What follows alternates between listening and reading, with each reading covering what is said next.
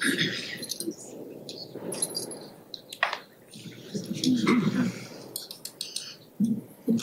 morning.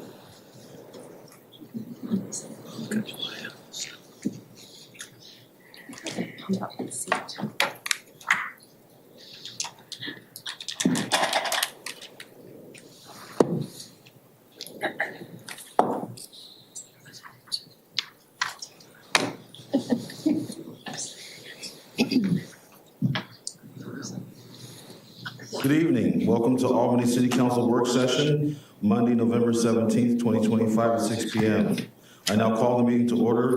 Would you please all join me in the Pledge of Allegiance? Allegiance to the flag of the United States of America and to the republic for which it stands, one nation, under God, indivisible, with liberty and justice for all. Roll call, please. Councilor Smith? Here. Councilor Gee? Present. Councilor Newton? Howdy. Councilor Thompson? Here. Councilor Van Drimmelen? Here. Councilor McLeod? Present. Mayor Johnson? Here. Next on tonight's agenda is the public hearings. Persons wanting to provide testimony during the public hearing at City Council meetings may, 1, email the written comments to the staff contact listed below, including your name and subject of the public hearing before noon the day of the meeting. And we received quite a bit of comments. To testify virtually during the public hearing, register by emailing the staff contact listed below before noon of the day of the meeting. With your name and phone number, and if you are speaking for, against, or neutral on the subject.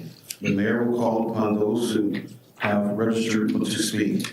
Appear in person in the meeting and register to speak using the sign-up sheet at the front on the table. So item A is appeal of the land use cases PD 01-25, RL-04-25, SP-02-25, FP-01-25, NP-01-25, planned development for the expansion of the existing Mennonite Village. Benefits appellate pages 2 to 400 in your packet. The staff will contact for those for the public hearing. Now we go to the document. The following hearing, a quasi-judicial chair guide hearing. A following quasi-judicial hearing, appeal the planning commission's approval of a planned development, replat, and site plan review for tree felling, floodplain development review, and natural resource impact review, applications to expand the existing Mennonite Village. The subject property is located at 5353 Columbus Street, Southeast. The case files are PD-01-25, RL-04-25, SP-05-25, FP-01-25, and NR-01-25. Have all the council members received a copy of the agenda packet materials and are familiar with them? Yes. Yes. I call to order the quasi-judicial public hearing and state the time is 6:03 p.m. Do any members wish to declare a conflict of interest? Hearing none. Do any members wish to report any ex parte contact? I will. As stated earlier, I had attempted ex parte contact from residents of the Mennonite Village, but I had to tell them I could not talk to them about the situation. That started back in March. I also had attended communication with someone from the Mennonite Village last month or earlier, late last month, but it said that I would not be able to discuss it. Anybody else? I had a couple people start the conversation or try to start the conversation, and I basically said, I'm sorry, I can't talk about it because we'll be hearing about it sometime in the future. Looks like Councilor McLeod as well. Sorry. Thank you. Yes, I also performed a site visit, and at that time, I did have an interaction with some residents who attempted to speak with me, and I informed them that I was unable to speak on this matter. Thank you. Thank you, Council.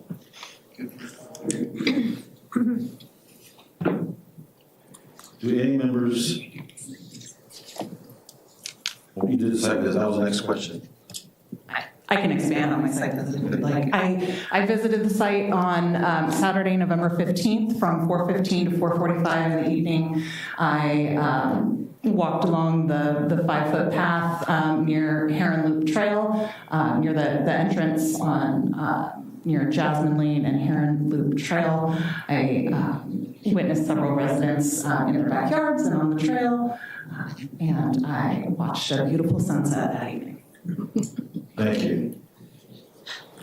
Do any members wish to abstain from participating in the proceedings? Seeing none. Does anyone attending today wish to challenge the City Council's right to determine the matter for their participation in this council meeting? In the hearing, my eyes are bugging the heck out of me. Let's look back at it. I'm just tired. Declare, let's see, and decision. If so, please raise your hand.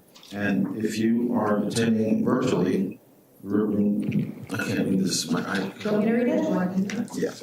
Yeah, please. Okay, Sean?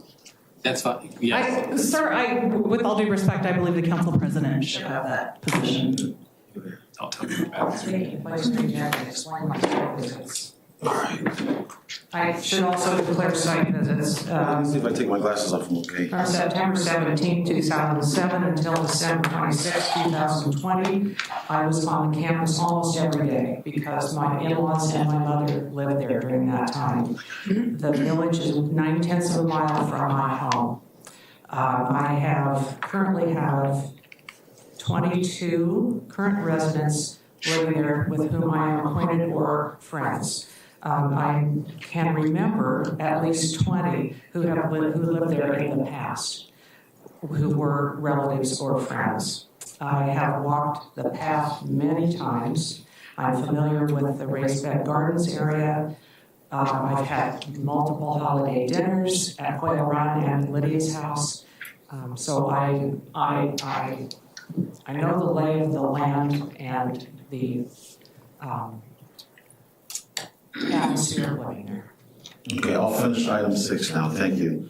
Does anyone attending wish to challenge the City Council's right to determine this matter or participation in this council meeting in the hearing or the decision? If so, please raise your hand. If you are attending remotely, please turn on your camera when the cameras are down and raise your hand to be called upon. If you're attending by phone, please unmute yourself and state your name, or so you can be called upon. Nope. Okay. At this time, I will call for the reading of the meeting proceedings by Jennifer David Martin. Good evening, Mayor and Council. For all those wishing to testify, please be aware that you must raise an issue with enough detail to afford the Council and parties an opportunity to respond to the issue if you later want to raise that issue on appeal. Testimony and evidence must be directed towards the approval standards staff will describe or other criteria in the comprehensive plan or development code that you believe apply to the decision. If additional documents or evidence are provided by any party, the Council may allow a continuance or leave the record open to allow the parties a reasonable opportunity to respond. Failure of the applicant to raise constitutional or other issues relating to proposed conditions of approval with enough detail to allow the local government or its designee to respond to the issue precludes an action for damages in circuit court. Thank you. So before we get started, I would like to say, please mute your cell phones or turn them off for efficiency's sake. Please, no duplicate testimony. If you're going to say the same exact thing as the person before you, there's really no need to do that. Please also refrain from clapping at any outbursts during the meeting to hear them. And And also, would like to disclose that I do have clients that live there. I have no direct business with the Mennonite Village. Thank you. At this time, I will call for staff report from Project Planner Jennifer Sapello. Good evening. I am Project Planner Jennifer Sapello, and I'm bringing before you land use cases PD 0125, RL 0425, SP 0525, NR 0125, and FP 0125. The subject property consists of 76.33 acres and is split zone residential and open space. The subject property also contains the following natural resource districts: the open space zoning district, the floodplain overlay district, and consisting of both the 100-year floodplain and the regulatory floodway, hillside development overlay, and the significant natural resource overlays, which includes the riparian corridor and significant wetlands. The subject property is also located within the South Albany area plan.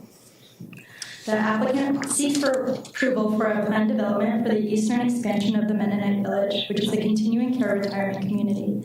The proposed expansion will construct a total of 98 duplexes, which is 196 dwelling units, a community center, and landscaped open spaces.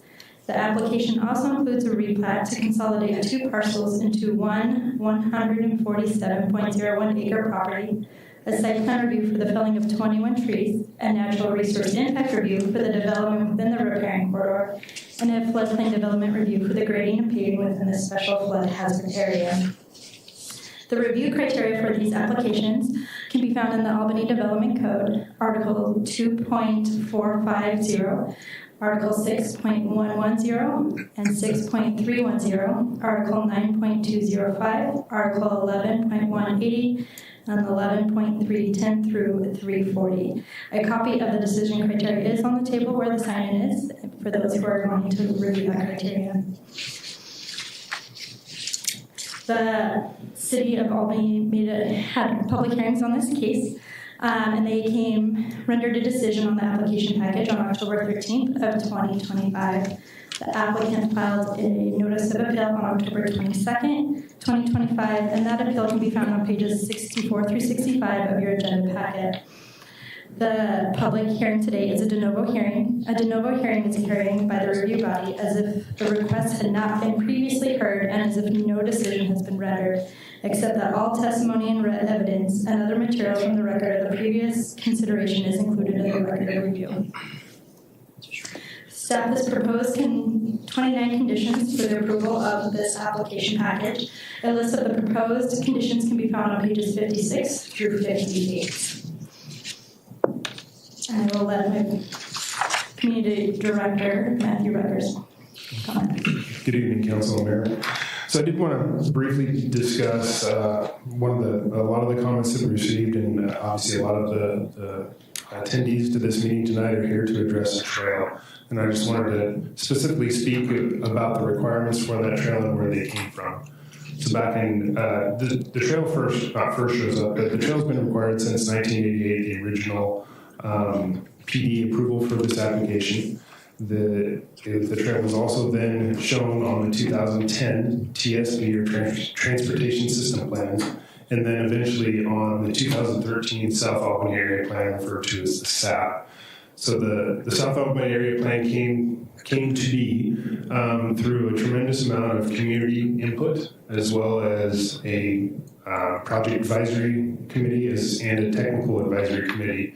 It's important to note that PAC, or Project Advisory Committee, had members of not only, obviously some council at the time, but also representative from the Mennonite Village. So that plan was adopted, recommended for adoption by our Planning Commission, and was ultimately adopted by our City Council. Since then, the trail requirement has also been reflected on our current TSP, as well as the Parks and Rec Master Plan, and reflected in our comprehensive plan. And this is important to note because staff, this is not a requirement of staff. Staff are here to enforce the regulations of the city, which all of those adopted plans are. So this is not an option for staff to say it's not required. It's simply required due to the plans that this community, the city council, has adopted. And I think that's very important. I know that the applicant has proposed an option for tonight's hearing of being not constructing or providing public access to the existing trail or dedication of an easement adjacent to the north side of Oak Creek with their existing development. And instead providing an easement across their south property on the south side of Oak Creek. It's important to note that in the South Albany Area Plan, both segments of trail are required. So proposing to provide in lieu of the north trail, the south trail is really not an option, as that trail would be required with any development in that southern property. So with that, I'll turn it back over to Jennifer. Oh, just one quick last thing. I almost forgot. So all of those plans and the adopted plans, as well as our comprehensive plan, is what led to the annexation agreement as they annexed in these 73 acres. And the reason that you see item 6.2.7 Exhibit M in your packets tonight, and that is a requirement that this trail be built or an easement be provided for it. Without that item in that annexation agreement, I can almost certainly say this property would not have been annexed in. That was a requirement of annexation and the reason why the city annexed that property. Well, not the only reason, but it was one of the requirements for it. So, Jennifer? Okay, so you have decision options. There's 3 of them for tonight. There's approve the applications as proposed and conditioned. There's approve applications with modifications, and then option 3, which is to deny the applications. Are there any questions? Do the council members have any questions for staff? Councilman McLeod? Thank you. Does this, excuse me, is there currently a requirement for Mennonite Village to make their existing 5-foot path wider or require it to be converted from a private path to a public path? So the requirement per the annexation agreement and the agreement with Pat as staff looked at this, and we often look at proportionality as what's proportional to the development that's being considered. The annexation agreement requires that they dedicate the easement to make it public. And then ultimately, when it's built, it has to comply with the South Albany Area Plan as well as the other plans, which would be a 10-foot wide multi-use path. The conditions that have been proposed by staff to meet the requirements of our plans would have them build on the 73 acres that they're doing the project on, full 10-foot wide multi-use path throughout that entire area. Over the existing path, which is I think around 12 to 1,400 feet long, its existing is 5 feet wide. We'd only be requiring the easement, the public easement across that, and then the connection where that path ends over to Columbus, which is about 240 feet. I hope that answers your question.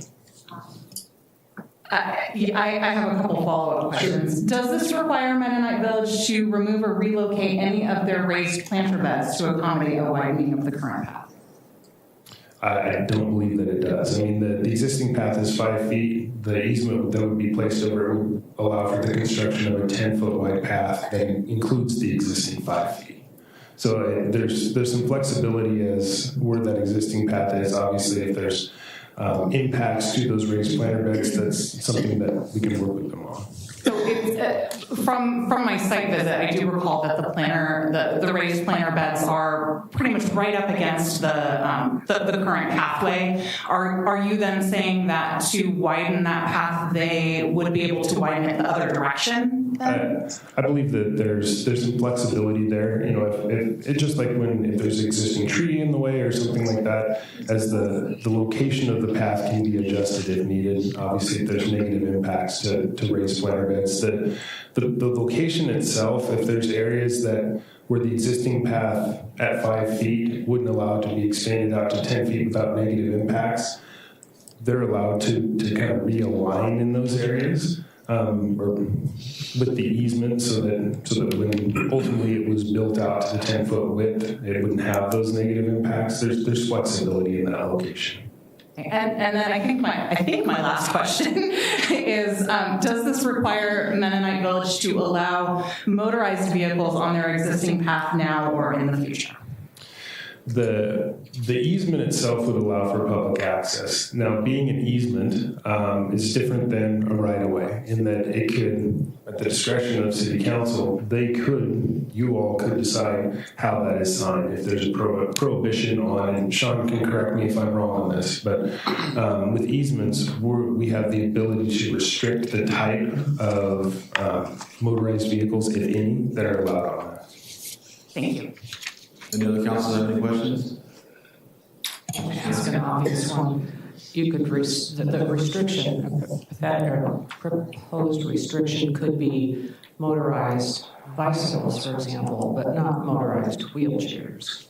You could make that distinction.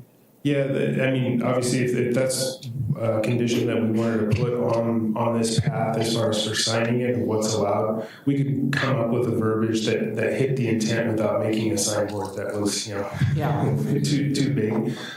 There's certainly areas where you could limit the use of motorized vehicles, if you will, but provide for allowance for mobility scooters, things like that. Any other council have any comments? Questions? Thank you. We will now take testimony from the applicant. Will the applicant please state your name and address for the council?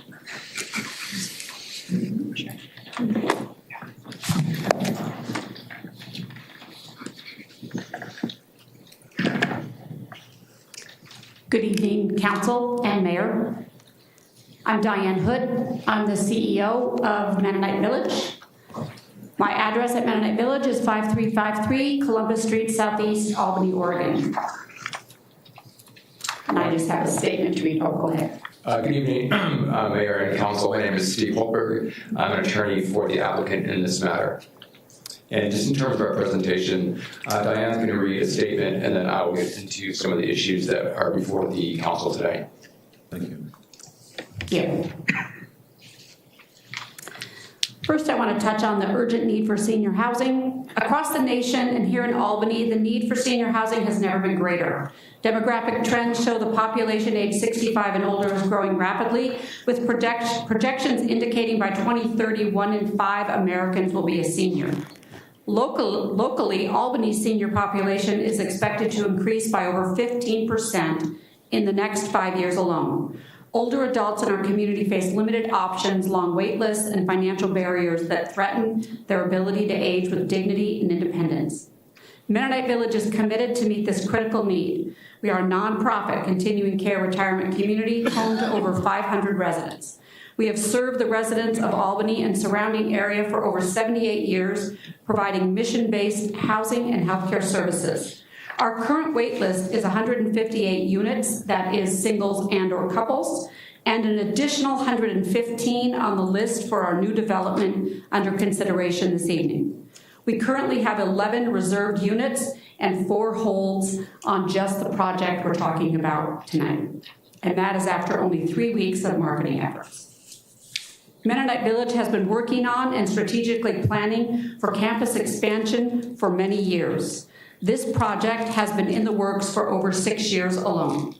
Our proposed expansion will add 196 new independent living homes designed specifically for seniors, along with a community center and amenities that foster wellness, connection, quality of life. This project is not just about new buildings. It is about providing a safe, supportive environment for older adults to thrive, while also relieving pressure on families and the broader healthcare system. While we support the city's vision for connectivity and recreation, the requirement for a public multi-use pathway through our campus is not compatible with the unique needs and vulnerabilities of our residents. The following points summarize our main concerns. 1, resident safety and vulnerability. Our residents are in their 70s, 80s, and 90s, many with mobility, vision, hearing, or cognitive challenges, or all the above. Pathway conflicts include mixing high-speed bicycles, scooters, and other wheeled devices with frail seniors creates a significant risk of falls and injuries, often with life-altering consequences. Best practices. National design standards recommend separating pedestrians from wheeled users in environments with a high concentration of older adults or people with disabilities.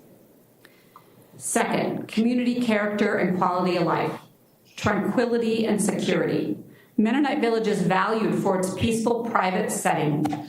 Opening internal paths to the public would fundamentally alter this environment and erode the sense of safety that is central to our mission. Resident opposition. There is overwhelming, well-documented opposition from residents, family, and staff to the public pathway, citing safety, privacy, and loss of enjoyment. Incompatibility. The path would run within feet of homes, gardens, and gathering areas, disrupting daily life and increasing exposure to unwanted activity. Environmental and practical constraints. Floodplain and wetlands. The proposed path alignment crosses areas that flood regularly and are designated as wetlands or riparian corridors, raising concerns about long-term maintenance, usability, and environmental impact. Tree removal. Construction would require the removal of mature oak trees and other significant vegetation, contrary to city and community values. Seasonal inaccessibility. Portions of this path would be unusable for months each year due to flooding. Alternative solutions exist. South side alignment. Mennonite Village owns property south of Oak Creek that could accommodate a public path without impacting the senior living areas. We are willing to dedicate the easement in this location consistent with the current South Albany area plan. Relocating the path would still achieve the city's connectivity objectives while protecting the safety and well-being of our residents. Precedence and liability. There is no precedent for routing a regional multi-use path through the heart of a private continuing care retirement community. Liability and risks. The city and Mennonite Village would face increased liability for injuries or incidents resulting from incompatible uses on the path. Cost. The cost to build the path and maintain this public pathway will be borne by our residents, current and future. As a nonprofit mission-based community, the source of our funds is directly and solely from our residents. Building this pathway will tap into reserves and impact monthly service fees charged to our residents. The residents are on fixed incomes and have carefully planned for their futures. The budgetary impact of the construction and ongoing maintenance and security of this proposed pathway will present a hardship. The need for senior housing is urgent and growing. Mennonite Village is committed to be part of the solution, but we must protect the safety, dignity, and quality of life of our residents. Our long-term master plan contemplates significant expansion on our 275 acres. We want to work collaboratively with the City of Albany today and for many years to come. We urge the City Council to remove the public pathway requirement and work with us to find a solution that meets the needs of both the broader community and our seniors. And I thank you for your thoughtful consideration tonight. Thank you. Thank you, Diane. As the council probably is aware, the issues before the council are very, very limited. It is the path. That is the only reason that we're here. As Diane mentioned and as our testimony indicated, we have offered to dedicate an easement on the south side of Oak Creek, and we are hopeful that the council will accept that offer. If that were the case, I think most of the testimony that you would be hearing tonight, you wouldn't have to hear when we could go home early. I'm not sure if the council is willing to take that, but we are, that is an offer that we think satisfies both the SAP, which is the South Albany Area Plan, as well as the neighborhood and community concerns. So why did we appeal the decision? Again, it is solely due to the path, but there are some clarifications that we have to make here, is that while the proposal was going through, we modified the proposal. Regardless of the path and whether the city council requires it or not, we have an alternate plan that was put forward that relocates Heron Loop, moves a duplex out of a significant area, and that is the plan that it was before the Planning Commission. It approved a different plan, and that plan is in your record. It was submitted along with our earlier testimony as well as before the Planning Commission. So I urge the council, regardless of how we land on the trail issue, to look at that and adopt the plan that's actually before the city council. So why revise the proposal? Let's see if I can get this thing to work here.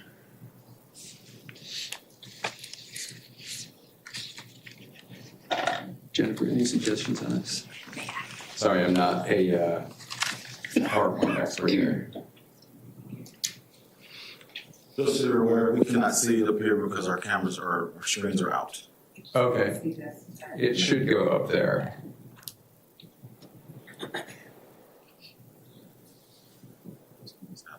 I know where I got that. Sorry. Great, excellent, thank you.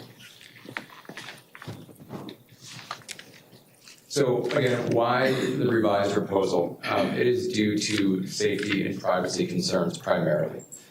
We understand that the SAP was adopted years back, but that didn't really take into account the residents, didn't take into account differences in technology and vehicle use that is now very, very present. The revised proposal, again, saves a whole bunch of significant trees. We think that is a very important consideration, and it's one that the residents have certainly voiced as well. So again, why do residents oppose the trail? It is safety, privacy, and then conflicts with the current uses. Here are the beds, Council, that you asked about, and if this is 5 feet, I have a hard time seeing how a 10-foot path could fit in there. And even if a 10-foot path could fit in there, that obviously impacts the use of that area of Mennonite Village significantly. And the other concerns are due to conflicts with an elderly population. I can't imagine a picture like this and someone on a one-wheel flying through there at 25 miles per hour. Someone is going to get hurt. It's also the conversion of private to public. One of the major concerns is if a path is opened up, what stops people from going off the path and wandering through the neighborhood? And no one's going to be there to enforce that except Mennonite Village, and that is really an undue burden that has been placed on Mennonite Village. Again, addition of conflicting uses. Right now, skateboarding, rollerblading, bicycling, none of those are allowed, all of which would be allowed in a multi-use trail. So those are significant conflicts with the addition. And this just shows here what is allowed now, or what is in use now, that wasn't contemplated back in 1988, even in 2013, 2018. We've had great advances in mobility, and with that comes significant conflicts, and those are significant concerns from the neighborhood. The other is who's going to patrol this area? It is a vast area, and the distance between Columbus Street and the terminus of the trail by I-5 is about a mile. It's a dead-end trail that doesn't connect to anything. And were it to try to connect somewhere, it would have to cross the creek, bridges would have to span wetlands, significant riparian areas, as well as the creek down south by Freeway Lakes. So what the Planning Commission did not discuss, and I think just did not want to address at all, were constitutional issues. The Constitution, our constitutions, both the state and the federal, require that the city demonstrate that there is a nexus and rough proportionality between what the city is requiring and the impacts of the project itself. What that means is that the city has to make findings based on evidence in the record that there is an impact to public facilities due to this proposal, and that the impacts, that the conditions are roughly proportional to those impacts. At this point in time, despite requests to staff and to the Planning Commission, there is no evidence and there are no findings of proportionality whatsoever. I just don't think a decision including these conditions would be upheld based on the lack of evidence in the record on these issues.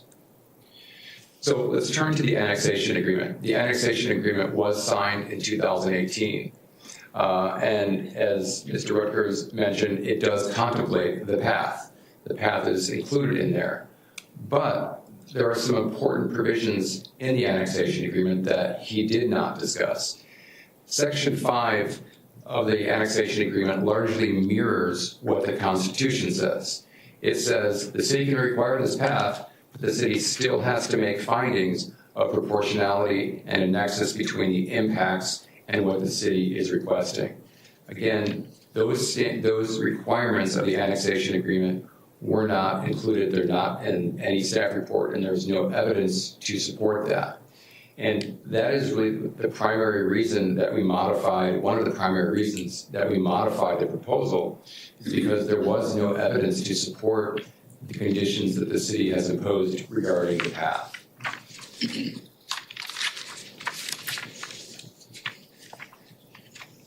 And I will state that it's not enough that the trail is shown on the South Albany plan. It's not enough that it is shown in the transportation system plan. And it's not enough that it's simply in the annexation agreement. Oregon and federal law are very, very clear on this, is that the city has to make the required findings and have those findings based on substantial evidence. If that is lacking, the city cannot impose those conditions of approval. It's just not allowed. So it's just not enough that it's in the city's plans. That's not a basis for the city simply to condition it.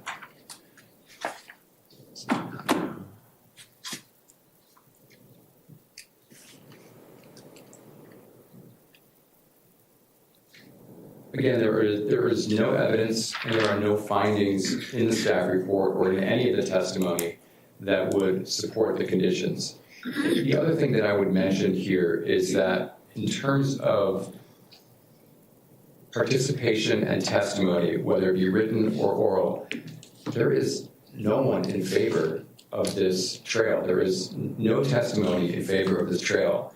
The testimony is in favor of the plan development. Testimony is in favor of retaining the existing path that is there for residents' use and continued use of that for the residents, but not the public. With that, I'm going to close. I'm sure we'll have some discussion during rebuttal, but I would encourage the council, if you have any questions of us, to ask us now so we can respond to those questions at a meaningful time. So the next item is, does the council have questions for the applicant? Council?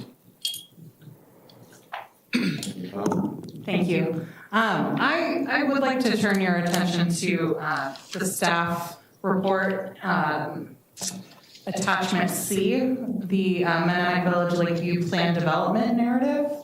Do you have access to it? I do. Okay. That would be page 66 of our packet. And I would like you to further go to page 73 of our packet within that document. The fifth paragraph down. I'm not sure that I have the same pages on yours. Do you know? It is under our packet is on our website as our part of our meeting materials. I have it all printed out here. Okay. And tabbed. I just don't know that I have the same pages. Okay, I'll read it to you. It says, as noted above, the annexation agreement requires construction of a paved multi-use path at least 10 feet in width that is identified in the South Albany area plan. To minimize additional disturbance, the proposed path will generally follow the alignment of an existing farm access road located between the edge of the farmed area of the site and Oak Creek. Proportions of the existing road are located within the SRNO boundary. Because the path is identified in the South Albany area plan adjacent to Oak Creek, it also appears to be exempt from National Resource Impact Review. In the event the city determines the proportions of the path within the SNRO boundary are not exempt, the path is addressed in Article 6, section below. So it's my understanding that this is the plan development narrative put out by Mennonite Village. That's correct. And so this is to me, this appears that Mennonite Village is acknowledging that this pathway needs to be there. No, I would not agree with that assessment directly. Okay. The application was put forth based on our understanding of what the city was going to require, that being the path.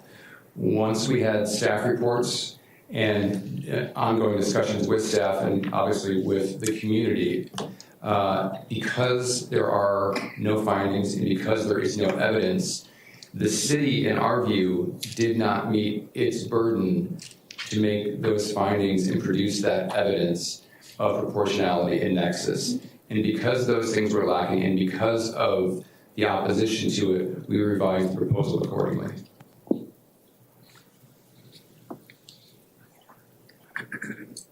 So you sign an agreement with the city, and then you change it. We have a signed document that says you guys are going to build a path, correct? You do. Okay. And so, like other developers, we uphold the contract that we sign with those people, with those entities.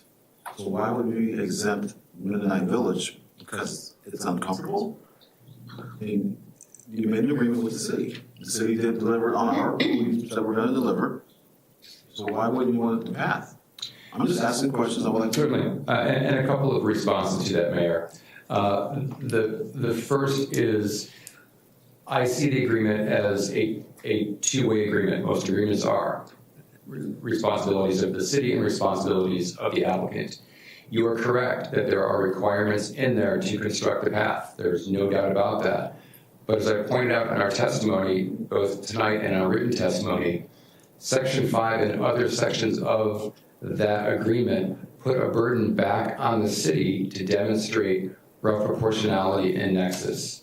And that's what I think is lacking. So it's not that we're just trying to escape an obligation. The city, in our view, has not done its part to show the rough proportionality and nexus that's required. I can tell you don't like my answer. Councilor Smith? I'd just like to add that the path was in the plan development agreement from 1988, before it was in the annexation agreement. How did it get this far without anybody noticing the constitutional issues? I have no idea why that was included in the 1988 decision and not enforced.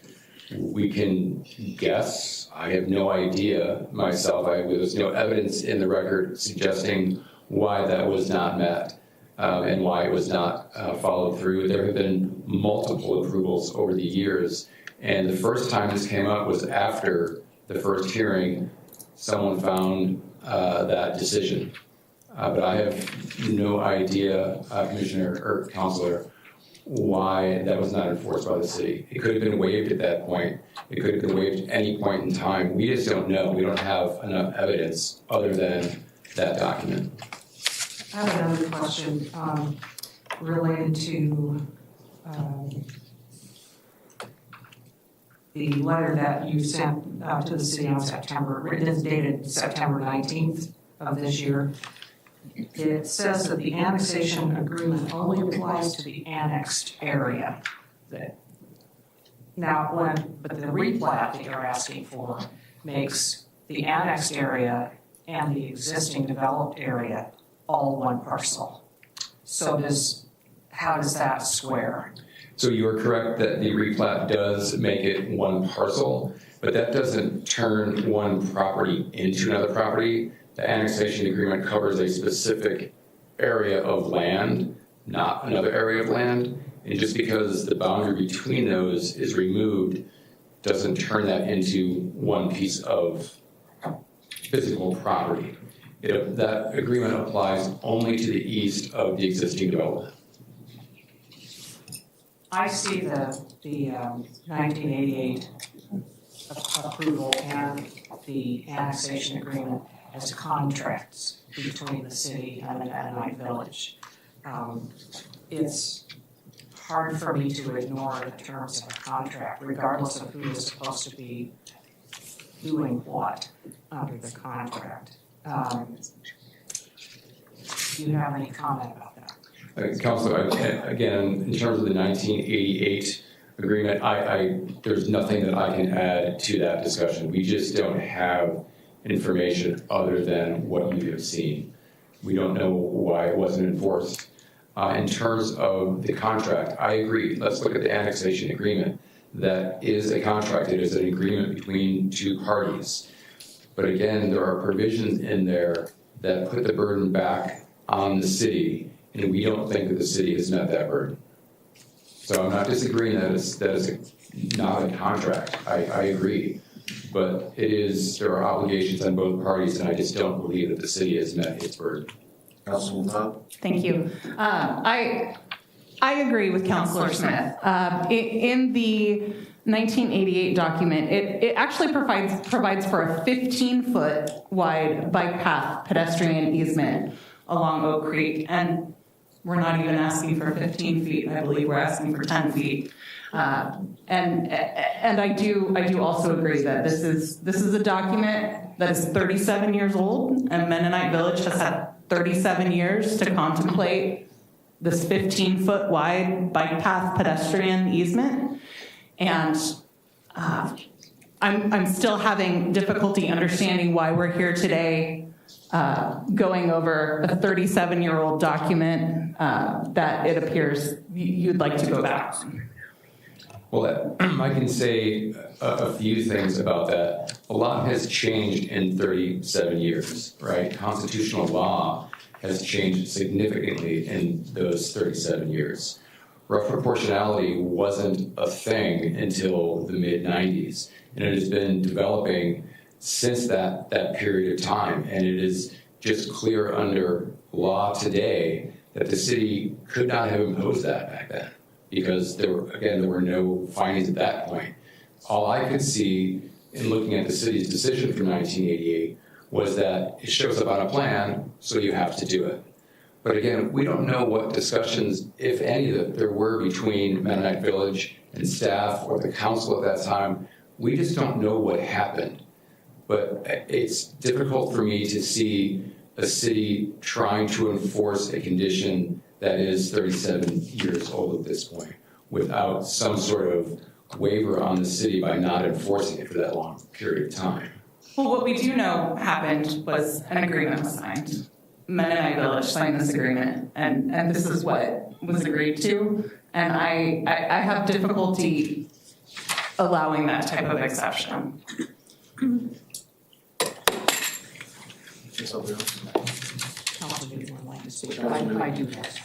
So I live in a neighborhood with, actually quite a few of my neighbors are on the wait list for Mennonite Village, believe it or not. And something I'm having a difficult time understanding, maybe I understand, safety and mobility issues. I have family that has mobility issues. I have neighbors that have mobility issues. I've had 2 neighbors in the last 6 months that have had their hips replaced.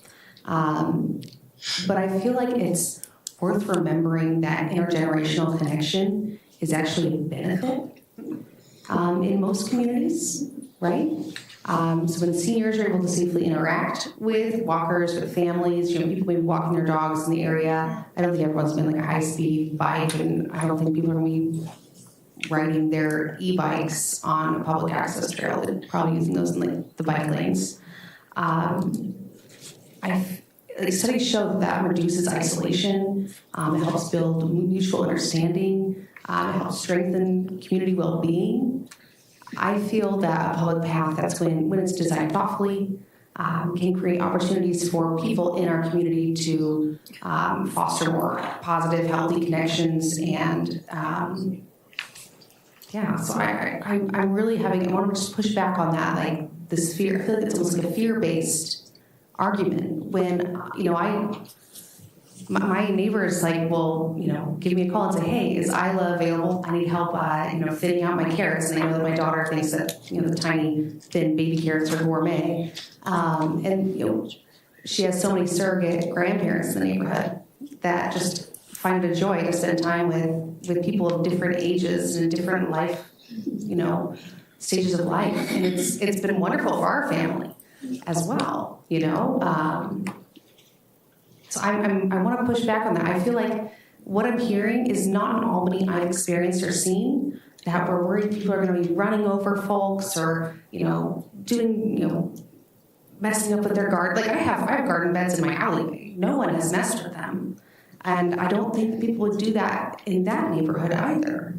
I just want to push back on this fear-based mentality that I'm hearing. I feel like it could be a major benefit for a community. Well, I will add one thing to that, is that I don't have the history, so I can't agree or disagree with your statement. Are you from here? No, I'm not. I live in Bend. Oh, okay. What I can say, though, is that a private path that is already there does not prohibit people from bringing guests and people of other ages into the community and enjoying those types of experiences. The concern is a lack of enforcement, a lack of monitoring, and people coming into the community who don't have those same types of desires for the day and sharing experiences with residents. Who's going to stop people from camping? Who's going to pick up the litter? Who is going to maintain the path? All these questions have not been answered. Yes, we have a parks department, we have a police department, we have a park ranger, we have lots of city employees who do that work throughout all of our parks and all of our trails throughout the city. So we do have people that do that.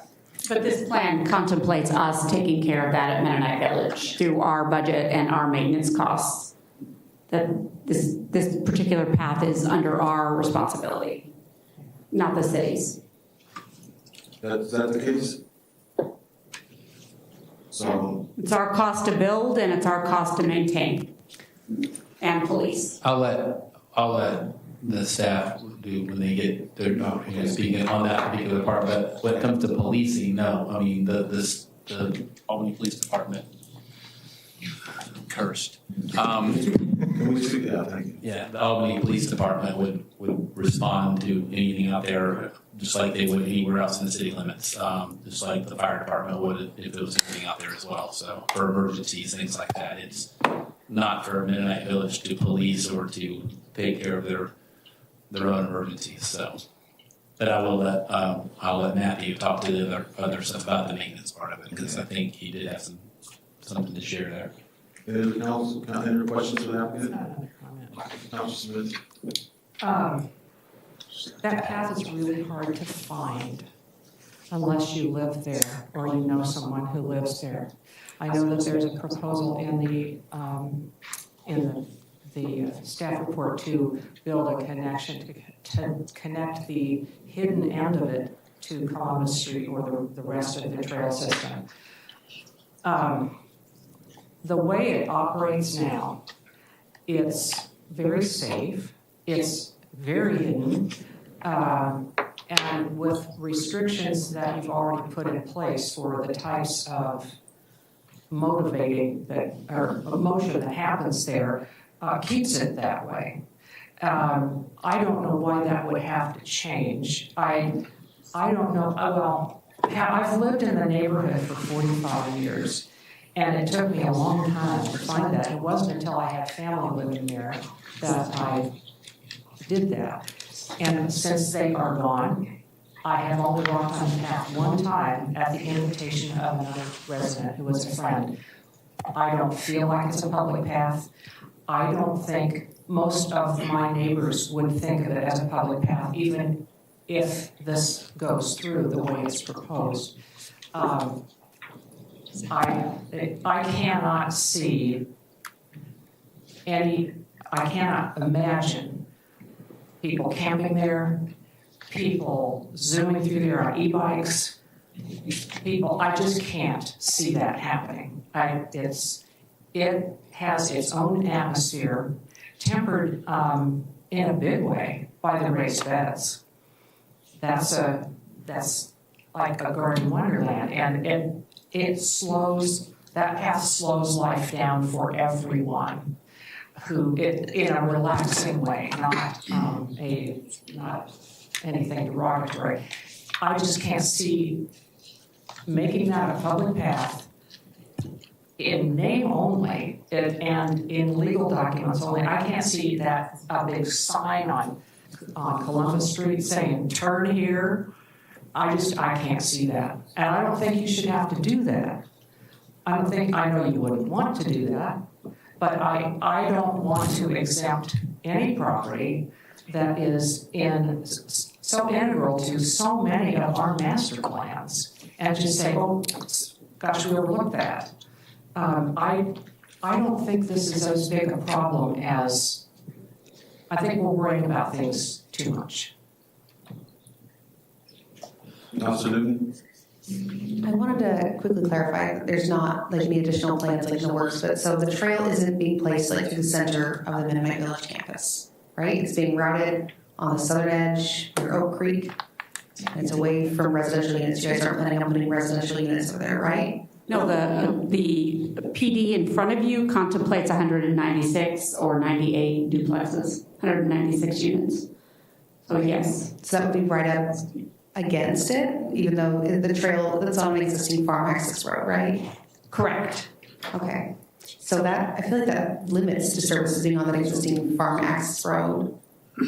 It does prevent that new intrusion. I do agree with Councilor Smith. It can't see people speeding on in that area. I misunderstand the map then.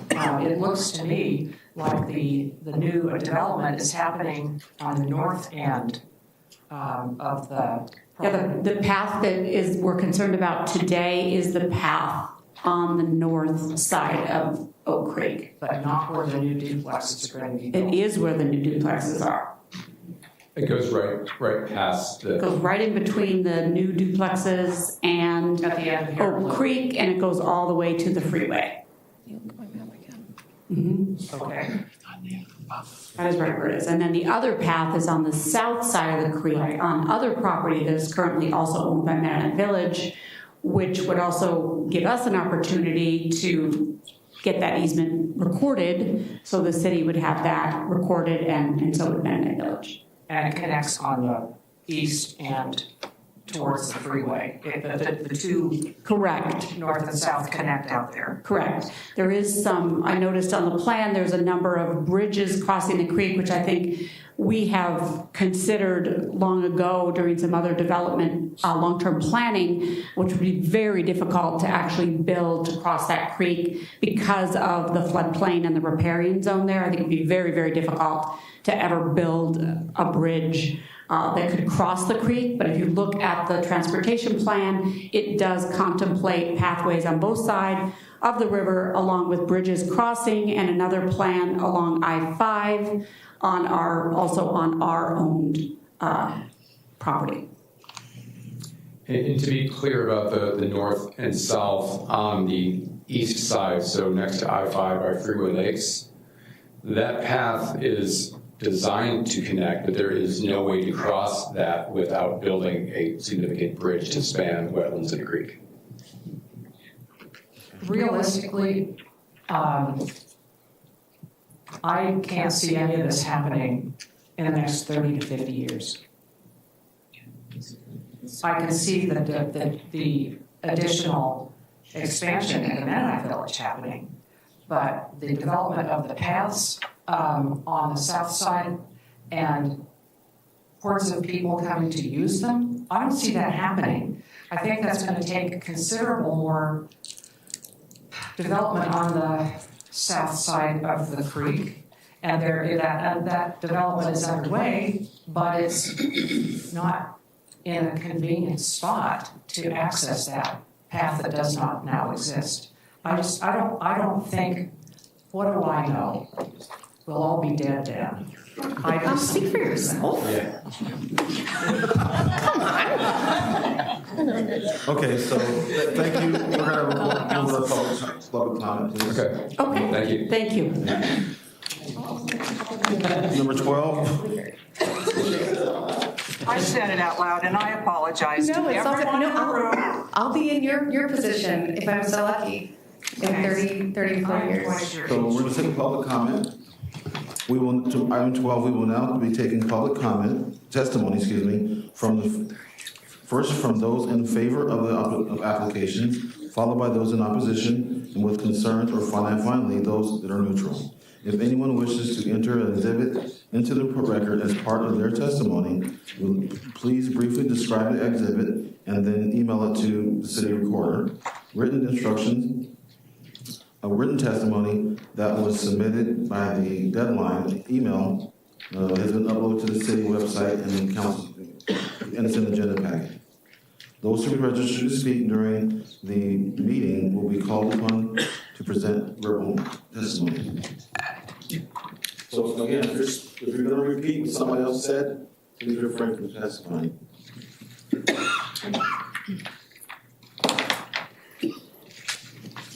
On the back too? Yeah.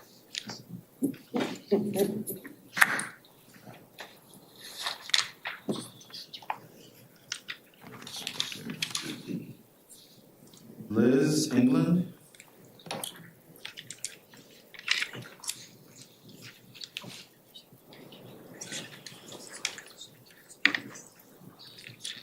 Please state your name and your address, please. Thank you. Good evening, Council and Mayor Johnson. My name is Liz England. My address is 2886 Heron Loop in Albany. I'm a resident of Mennonite Village. I appreciate this opportunity to speak to you this evening. My written and oral testimony to the Planning Commission focused on pedestrian safety. I want to talk tonight about the 2018 annexation agreement because, as the lawyer pointed out, that agreement itself contains limits that protect against unconstitutional taking of private property. The agreement does say that if the annexed property is developed, Mennonite Village has to construct a stormwater drainage system, water lines, and public multi-use trails. But it also includes agreements by the city. It is a contract between two parties that to impose these as development conditions, the city must find certain facts. First, that existing public facilities are insufficient to support the proposed development, and second, that the need for the public improvement is a direct result of or would be caused by the proposed development. The fact that the city or the South Albany area plan identify Mennonite Village as a nice location for a public park or trail might make it a wanted public facility, but it certainly doesn't make it needed, and it doesn't give the city the right to just take it. The city doesn't offer any more than this to support development conditions 17 through 20 under the current staff report. There are no examples of any commercial or employment connections that a loop trail would provide. There's no objective assessment of any need being created by this development, and there's no finding that present facilities are insufficient. It is easy to see that the proposed development will directly cause a need for stormwater drainage and water line improvements, no argument. But there is nothing about the construction of housing for the elderly that suggests existing or proposed private pedestrian pathways are insufficient to support this development, or that creates any need for a multi-use trail, whether public or private, on the property. The record simply does not support the requirement. The average village resident is 81 years old. A trail system through a senior care community is actually the worst possible location to put bicycles and scooters. Bicycles and scooters on this trail will result in a less walkable community in Albany, not a more walkable community in this case. It would boot seniors off of a safe pathway. It may be on the fringe of the property, but it is an integral access route for seniors to get to the private amenities they have on campus. Envisioned as a recreational loop trail, a trail segment north of Oak Creek would not create connectivity from the development to employment or commercial needs. I believe the trail conditions should be removed from this project. And I'm just out of time. Thank you. I forgot to mention, testimony is 3 minutes maximum. Yep. And I made it. I'm impressed. That was like a second. Next on the list is Ken Hoosh. Did I say that right? No. Well, how do you pronounce it? How do you pronounce it? Good evening, Mayor Johnson and Council. My name is Ken Hoagie. Oh, okay. I live at 3152 Isaac Avenue Southeast in Albany. My wife and I have been on the waiting list for one of the existing homes at Mennonite Village for almost 3 years. Many residents can speak about the safety concerns related to the proposed public trail. I'll just add that recently, while walking on a sidewalk, a non-resident runner and his dog on a long leash almost wrapped up my legs, and even though I stepped well off the trail, off the sidewalk, I managed to stay upright, and he ran on without a word.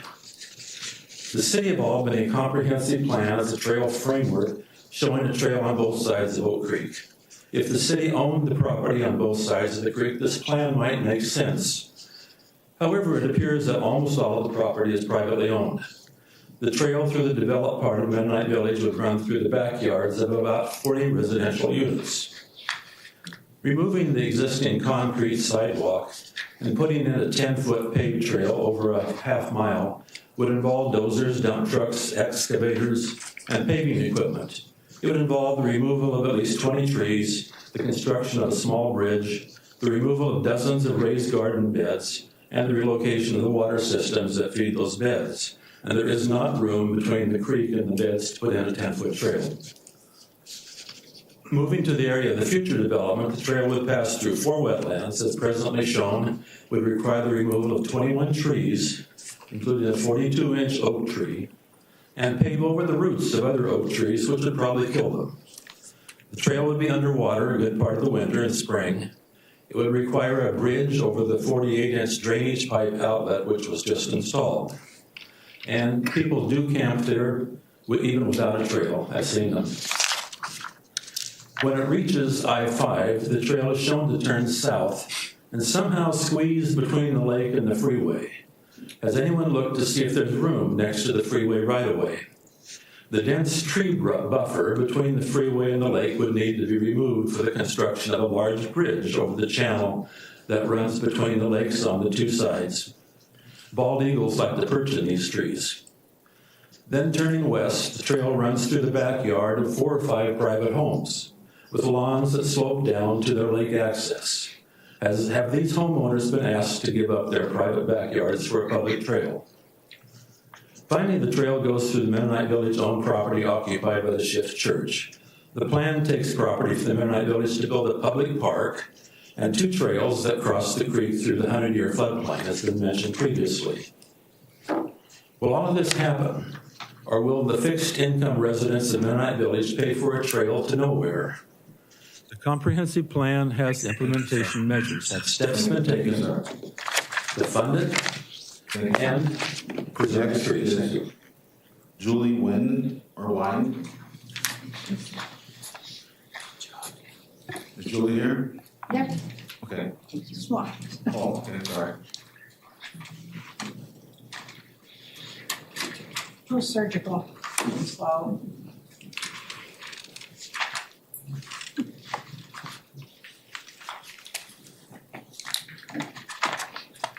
Oh, thanks. That helps. Okay, my name is Jewel Wind, and I live at 2054 54th Avenue Southeast in Albany at the Village. I've been there about a year. So, and thank you so much for listening to us and considering this, Mayor and councilors. I think just listening to all this, what really occurs to me is that this is a case of following the letter of the law while ignoring the spirit of the law. It's like we're saying, it was written here, so we have to do it. You know, we can't change it, even though it's 37 years old. The planners have offered you today 3 options, which they recommend option number 3, which is worse than the plan for our new development. It requires, quote, to take ownership of the existing village walkway and upgrade it to 10 feet and meet city standards. And as the attorney pointed out and our CEO, option number 4, I like to call it an option number 4, has not been considered at all, which is our modifications for this. The difficulty, I think, preventing the planners from letting go of a public path looping through our village is that they see the SAAP SAP as a commandment instead of a vision.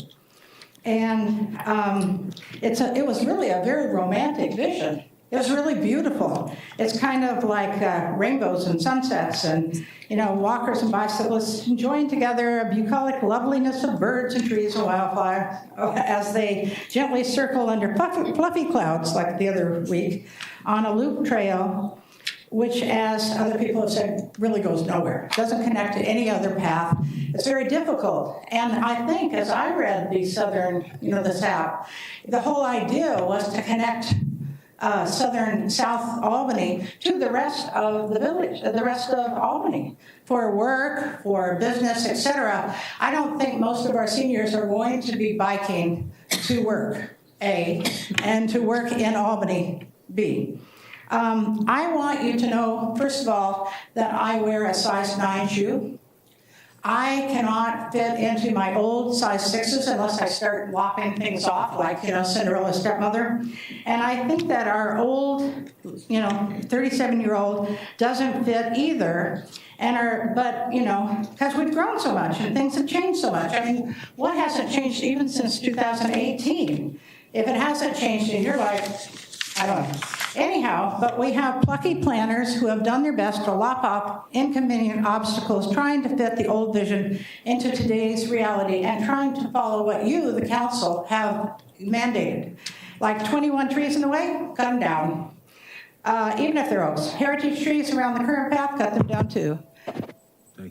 On and on. Thank you very much. So I'm asking you to please change your direction to your staff. Thank you. Next is Linda Kirk Fox.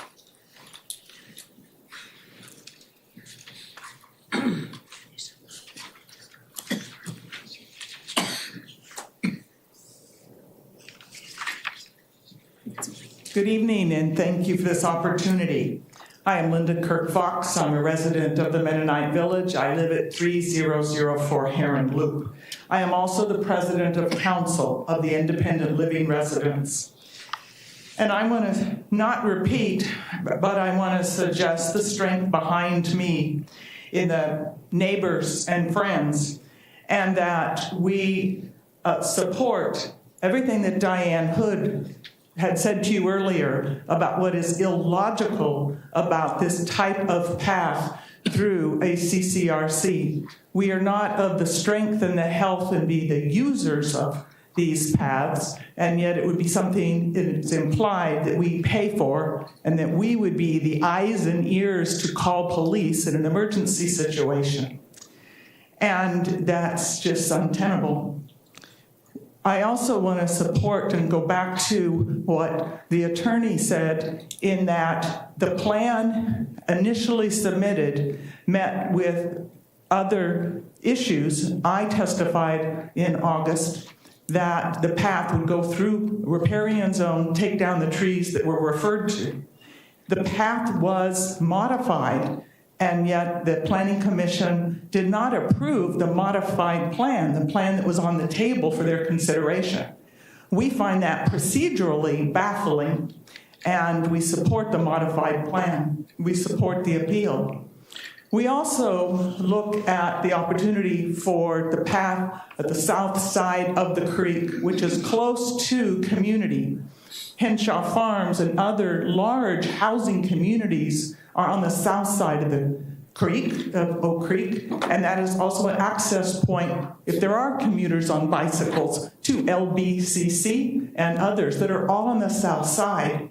So we embrace and have put in many letters and emails to the commission and to you, the city, that the opportunities, if they present themselves, Marilyn and Councillor Smith, if they're in the near term and not 30 years out, can we concentrate on where it would be logical, which is the south side of the creek where it would be of most use, could be designed now in a thoughtful, planned way with your Public Works Department. So we support the plan for path on the south side. I want to say that as the president of council, our area's representatives voted, we have unanimous opposition to the path in the village with that size of easement and public access. That's 425 residents that are adamantly opposed. Thank you. Thank you. Joe Winnery.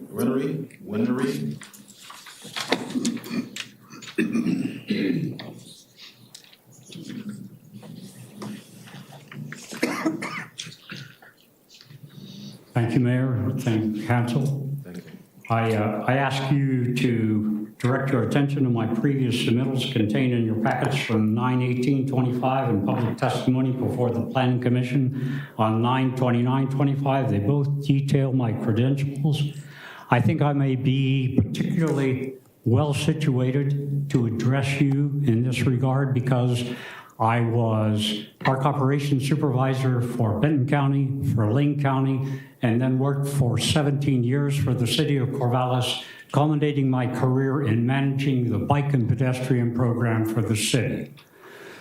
Many of the assertions that have been made about public access and policing by your police department did not happen during my watch, under my guidance, nor were we able to rely on them to manage homeless camps and the incursion of homeless people onto our property. I know that the aspirations of the South Corvallis or the South Albany plan were reasonable in their time and in their substance, but it has often been mentioned that this multimodal trail is justifiable by its ability to connect with Lebanon. I would point to you the fact that the trail from Corvallis to Albany has been 30 years in the planning and has not been successfully completed because of opposition from adjacent landowners that will not allow easement across their properties. So any assertions about the completion of this trail for recreational or for multimodal purposes is aspirational at best and does not reflect the reality that I experienced over the last 30 years publicly participating in this very kind of procedure. I understand that you are volunteers as a council. I appreciate that fact. I know that it is difficult to hear what we have to say, but I feel it is essential that you honor the fact that we support the approval of the expansion of the cottages in the village, but I strongly recommend that you ask staff to come back to you in 6 months with a proposal that matches the needs that you've heard in terms of this particular community. I thank you for your time. Thank you. Patty Hale, Ohio. Got it right the first time. Thank you.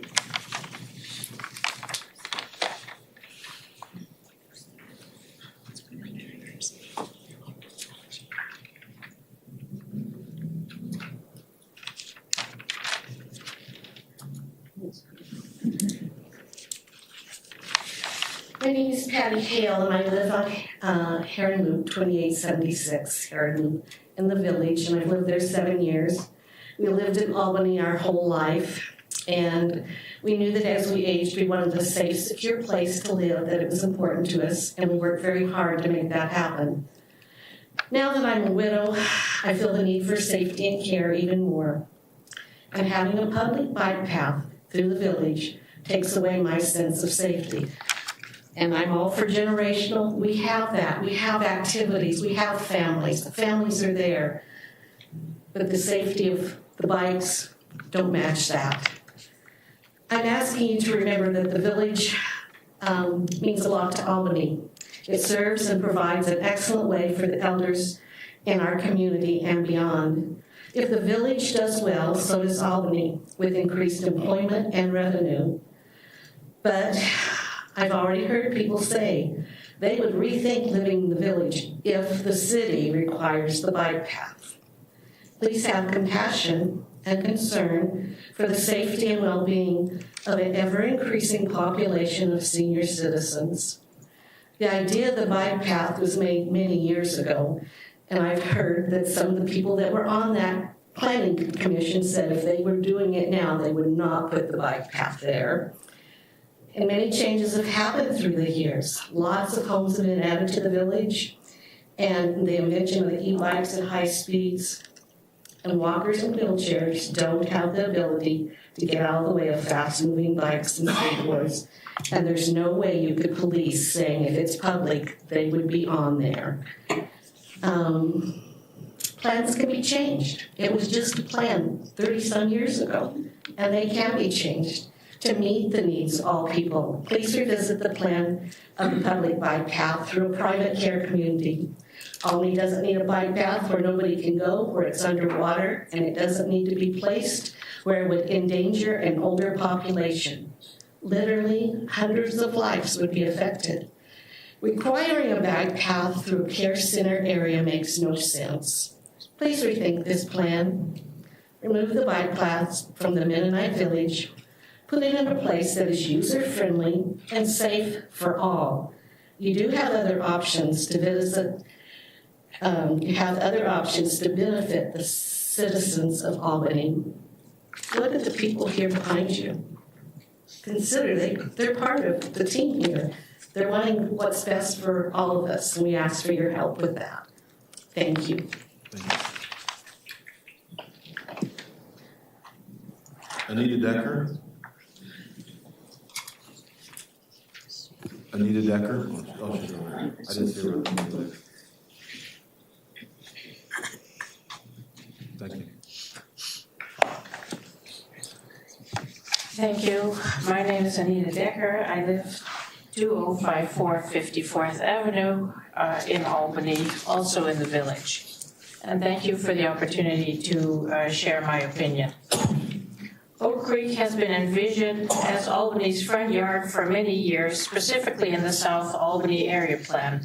For more than 75 years, Mennonite Village Senior Living has been an excellent steward for Oak Creek, which runs through our acreage. Now city planners are proposing a 10-foot wide paved and lighted path on the north side of Oak Creek that will seriously endanger the ecology of our creek and the fabric of our community. Albany has the only CCRC with a rural campus feel in Oregon. It houses about 560 people that live in community, most from the Albany area, and one of a few more affordable CCRCs in the state. As such, it has put Albany on the map in a very positive way. The maximum driving speed in our community is 15 miles per hour. Bikes are only allowed on streets, not on walking paths. Developing a multi-use path where speeds can reach 30 miles per hour is potentially harmful to residents in the village and wildlife residents of the creek. Our community has always tried to be a good neighbor, and many villagers volunteer in Albany on multiple levels. In addition, Mennonite Village provides employment at reasonable wages to around 312 workers from Lynn County. We also give benefits such as an education fund, a rainy day fund, and holiday bonuses.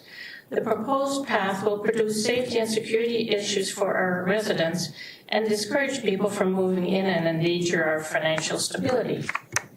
Our community has taken stewardship seriously, making sure bird houses are maintained so they will come back yearly, including the western screech owls, blue and green herons, and many others that have a declining habitat in the Pacific Northwest. These birds need dark nights, and forced lighting of the path will significantly impact their habitat. Our campus is quite the arboretum, carefully fed and pruned yearly. Given that Albany prides itself of being a tree city, it would be a shame to accommodate this ill-advised path by further decimating and damaging trees in mature oak stands and heritage trees that have been stabilized for decades. Those trees also protect Oak Creek, which houses the little wildlife left in our area, including otters, frogs, and fish. We hope you will protect our community, our creek, our trees, and our wildlife rather than uprooting our stable ecosystem. We agree that Oak Creek is a wonderful front door and hope that you will see the wisdom in placing the proposed path on the south side of the creek where there is open and inviting land. Thank you.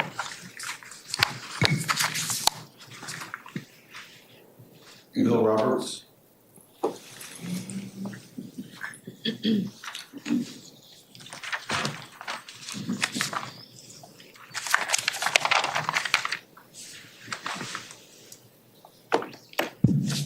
Good evening. My name is Bill Roberts. I have resided at Mennonite Village for more than 3 years. and for the past year I have served as the resident representative to the Mennonite Board. The overarching issue with respect to the city approval of the Mennonite expansion are the conditions around the proposed and existing trail systems in or near Mennonite Village. Among other things, the staff report recommends expansion and continuation of the 5-foot wide, 3,000-foot existing trail in Mennonite Village and connecting that existing trail 270 feet west to Columbus Street. These trail requirements with a mix of fast and slow travelers will create a safety hazard. One of the major reasons folks move to Mennonite Village is for its peace and security. Requiring the trail expansion and continuation on the north side of the Oak Creek will surely result in injury to Mennonite residents and to other trail users. I urge the council to consider other options offered by Mennonite Village, that is, to leave the existing 5-foot wide, 3,000-foot trail untouched and to build a trail on the south side of Oak Creek. This compromise is a safer and scenic option. Constructing a path on the south side of Oak Creek will better serve the broader community without compromising the safety, well-being, and quality of life for Mennonite residents. I urge the council to be bold. This is the time to step outside your previous staff recommendations that don't make sense in this instance, to do something that will better serve both Mennonite Village residents and the community as a whole. Looking at the bigger picture, it seems to me your challenge is how to hold a plan that provides transportation, exercise, and scenic benefits for the greater community without setting up a situation with undue risk for a segment of the community. Choosing the south side of the Oak Creek path option is a compromise that will serve the needs of the overall community without negatively impacting the quality of life for existing Mennonite residents. Thank you. So we're going to go through one more person, and we're going to take a 10-minute break. This has been way over an hour and a half right now. So George Sahlstrom.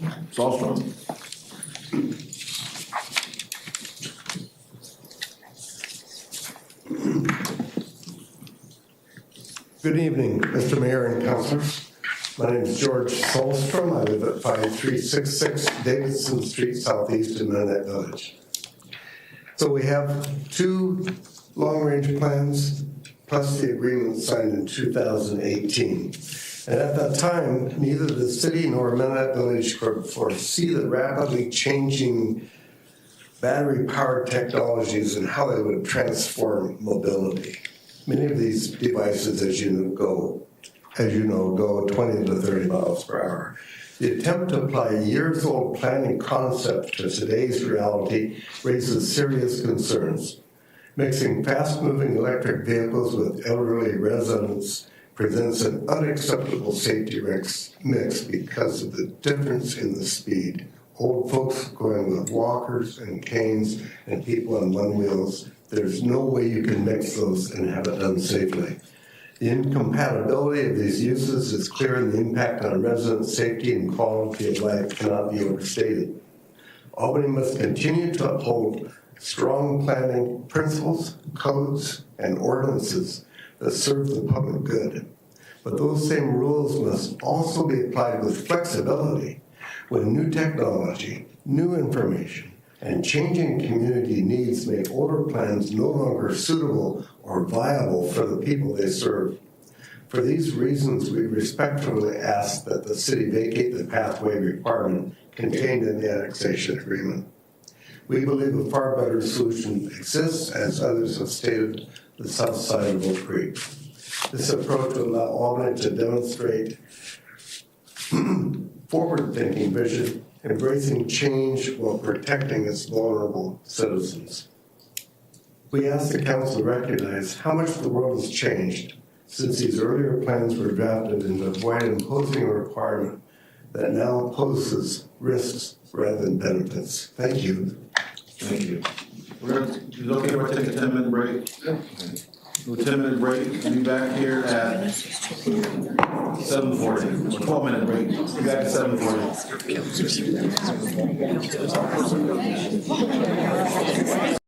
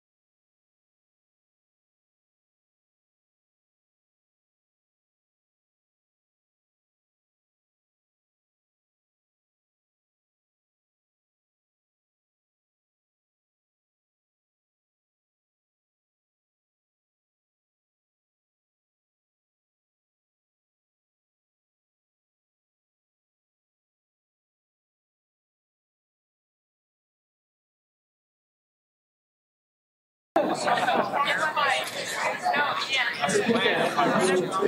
I wanted to say hi. Sometimes the allergies get some fresh air.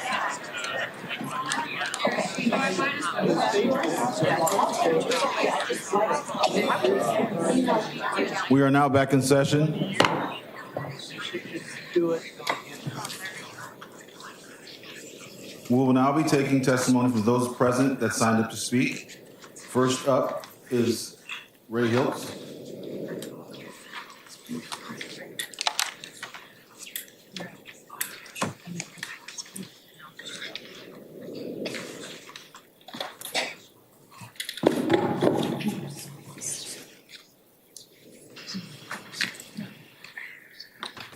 Good evening, councilors. My name is Ray Hiltz. I live at the Mennonite Village, 2748 Foxglove Loop. I've been there 10 years. When things are given to me as facts, or someone else, such as they said, it's a 15-foot wide path. Then I hear someone say, no, it's only a 10-foot path. Or the village, we have to pay. We have to pay to put that path in. Then someone else says, no, we don't. Well, here's what I've discovered in doing some things. Also hearing in one of these bicycle rides, he went Periwinkle Trail. And there was a lot of growth as far as weeds. Well, the park department, he said, does the maintenance. I was told, no, the village would have to do the maintenance. To continue my research, I had a conversation with a young lady from the Parks Department. And I learned that the residents on the Periwinkle Trail did not have to pay any money for that trail. To research further, I went online to get more information about trails. Here is the quote. Part of the community initiative was to enhance local amenities and promote outdoor activities. Funding for this project typically comes from municipal budget or grants rather than direct contribution from homeowners. In conclusion, I encourage you to vote no on the trail to the Mennonite Village and yes to the further growth for the villagers and any future villagers. Thank you. Thank you for your time this evening. And one thing I think, if I recall correctly, is the Planning Commission. I watch a lot of television and mainly Law and Order stuff. Well, anyway, if I recall, they said that unless we put the path through, we won't allow you to build. Thank you, Ryan. I hope I didn't hear that right. Thank you, Mr. But I think I did. Thank you. Barbara Hope. You Hope? No, Hauge. Howdy, thank you. I'll figure it out.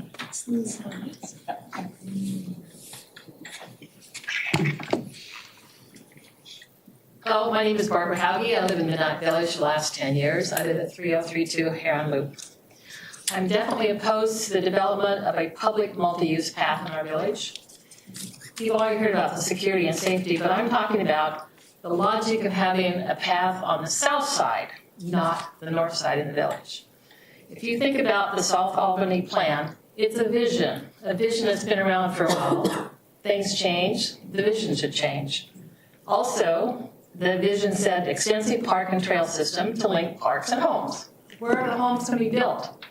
Right now, Henshaw Farms has plans for 226 homes. Of the completed homes, most are 3 and 4 bedroom homes.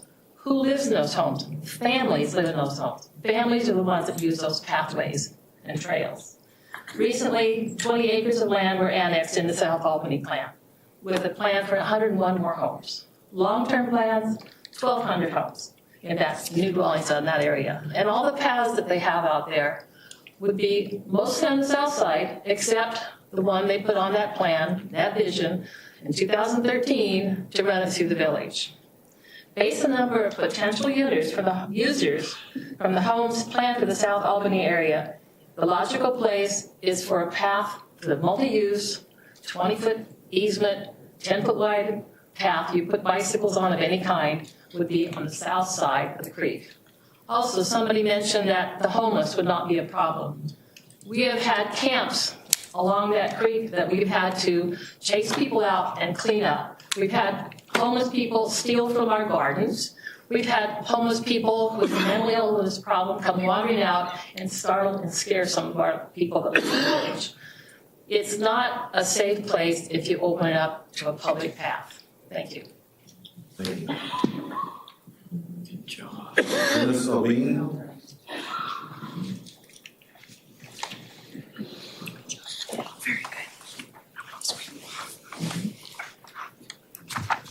Dennis A. Bean, third generation village resident, 2864 Heron Loop. It's safe to assume that at least part of your motivation to become a city council member was to secure and protect the health and welfare of Albany citizens. Electric bikes, actually, if you Google it, can go as fast as 65 miles per hour now, but no speed limit is enforceable on the proposed path location within the village due to its seclusion and limited access. After searching the internet, I found no evidence of an evaluation criteria for the path in question, but I did find the Corvallis Albany Bikeway Advisory Group evaluation criteria, which includes 6 points. 1, maximizing traveling safety for all modes. A multi-use path traveling through the Mennonite Village is not safe for our senior walkers due to the increased risk of falling as the result of being startled or ran into. 2, minimizes impact on neighbors. One would assume that increasing the risk of fall-related deaths would not meet this requirement.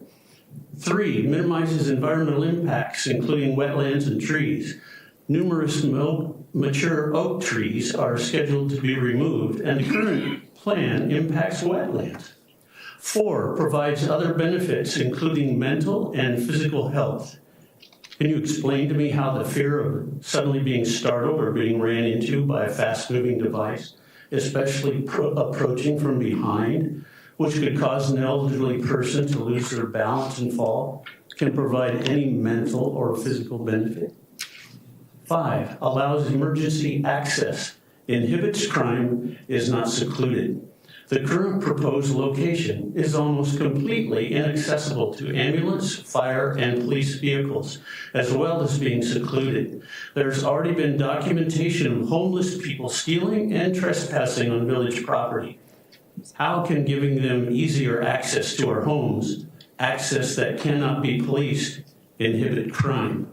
And 6, minimizes operation and maintenance resource needs. How can a paved path that runs through a floodplain that floods each year meet this requirement? I retired from the Newport Hospital, where we were trained not to address older patients when they were not facing us because the simple act of turning around could cause that person to fall. As mortality rates from unintentional falls continue to increase, I hope you would take action to prevent these accidents and protect our seniors. Previous council's rulings were based on information that is now outdated, including fall-related death data and new electric bike technology, which makes their well-meaning decisions a life-threatening one for senior citizens within the Mennonite Village, including my 97-year-old mother. Thank you. Luann Abing? Are you giving the same testimony as your husband or brother? No. It's my husband, and no.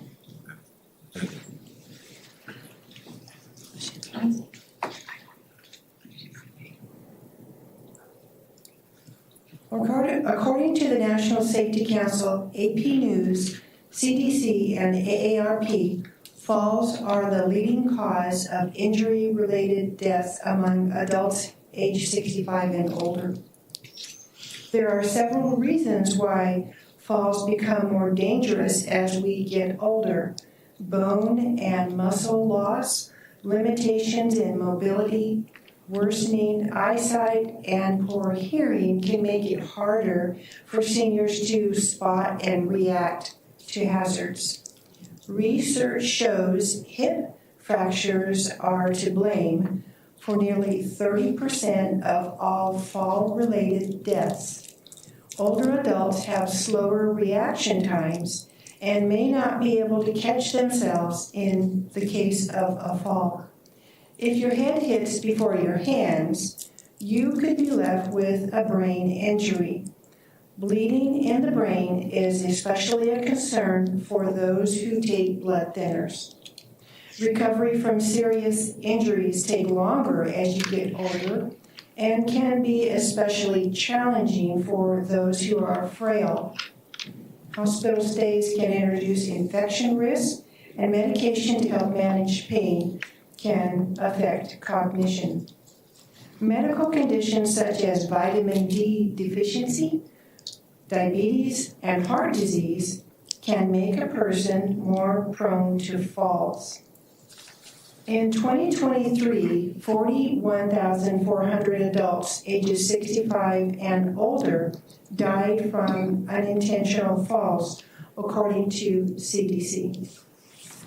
In conclusion, adding a multi-use path through the Mennonite village means you're ultimately taking the path away from the villagers because it poses such a significant risk that we just can't afford to take. Granting access to bicyclers and other wheeled devices could turn a casual walk by residents into a life-threatening situation. Thank you. Thank you. Barbara Gilbert.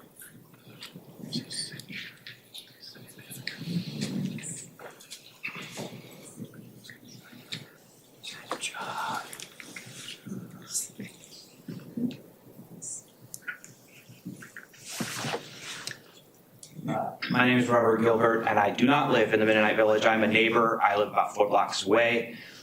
And most of my neighbors do walk on that path of all generations. So it is if we know where the secret is, we do walk on that path.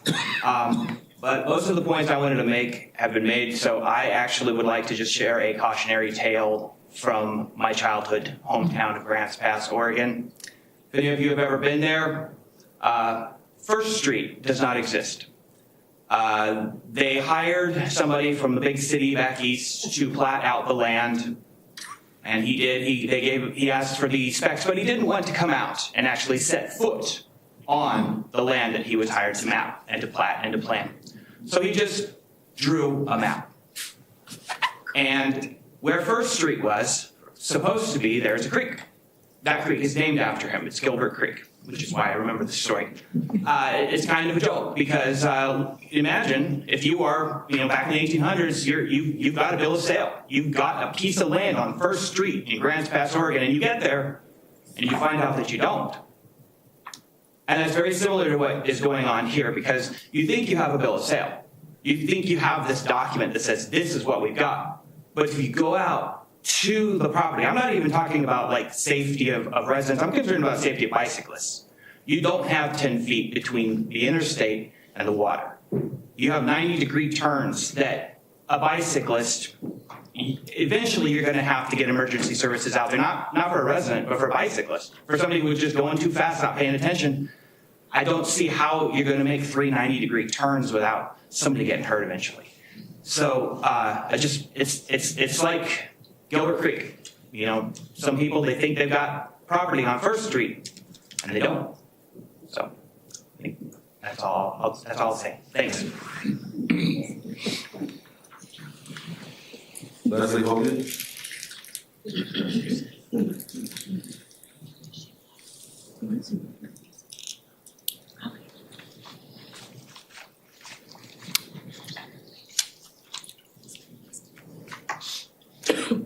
Hello, I'm Leslie Hogan. I live at 931 Washington Street Southwest. And I just wanted to bring possibly another perspective to this discussion, since I don't live in the Mennonite village, but I'm familiar with it, very fondly familiar with it, because my mother lived in the Olivia's house in the memory care unit for 4 years, and I have walked hundreds of times through that little gem of a woods, and it is small, but it has got camas flowers that grow in the spring, fawn lilies. You come out of the woods and the garden beds are there. And throughout the season, we would watch them being planted.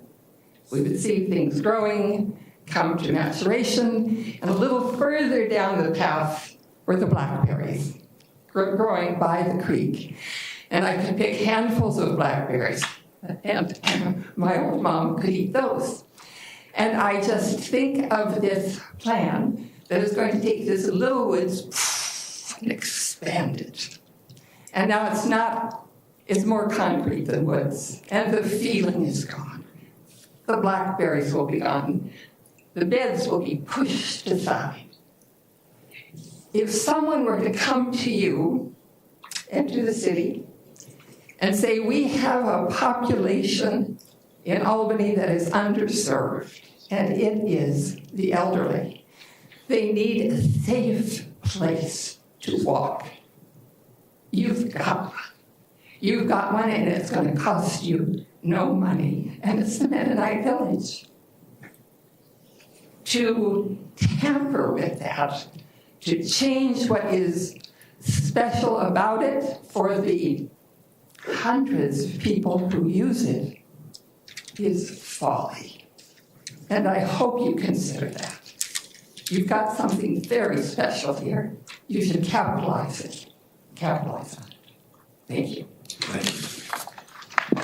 And we have Becky Morrow online. Becky?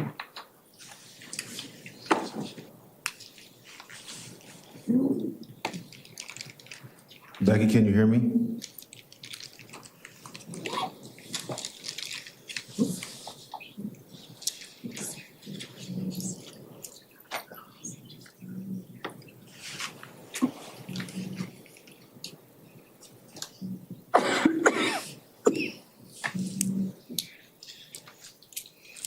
Okay.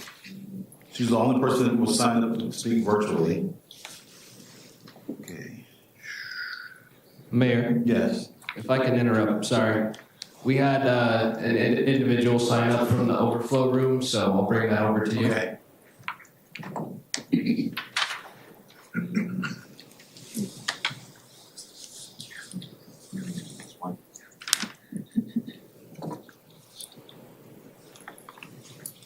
Teresa? I can't read your last name. Larson, Teresa Larson.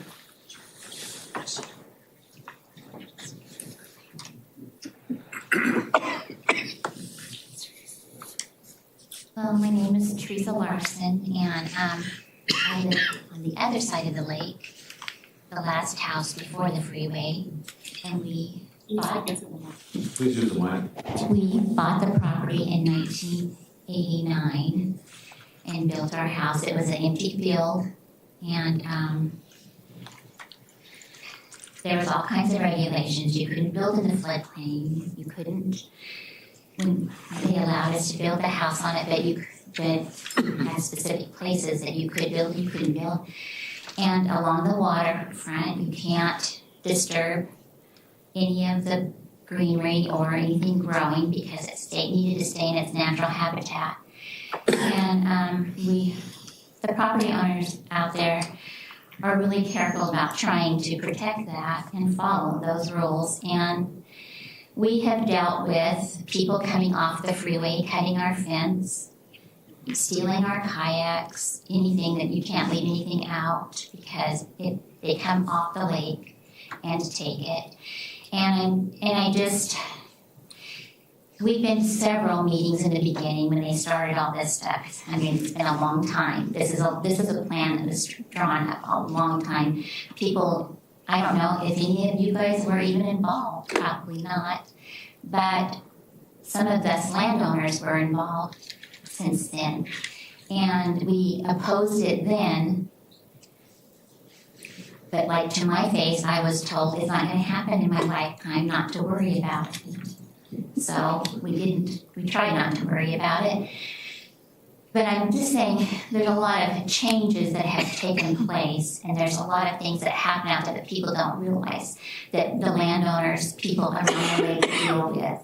And opening it up to make it more accessible, easier to get to, just multiplies that. I know you talk about the fear factor, but we walk the paths in Albany. We see what's really there. And yeah, there are police to call, but they're not always there, and they don't always deal with the problems. And I'm just saying you're adding more problems for what are you getting out of it? I don't understand taking a bike path or any kind of path like this through private property, or not just, but through people's backyards, when you could build a path along a road. There are roads accessible that would make it much long-term to Lebanon, that's a long-term plan, much easier. So the plan in itself, there was opposition in the beginning, it was pushed aside, there's opposition now. Somewhere the people need to be considered. I just appreciate you listening, thank you. Thank you. Is Becky Morrill available? Now, at this time, we will now be taking testimony for those who did not sign up to speak and not registered beforehand. Is there any member in the public audience willing to speak to the council? Okay, thank you. Does the applicant have any rebuttal testimony? I don't think so. You have a rebuttal, okay.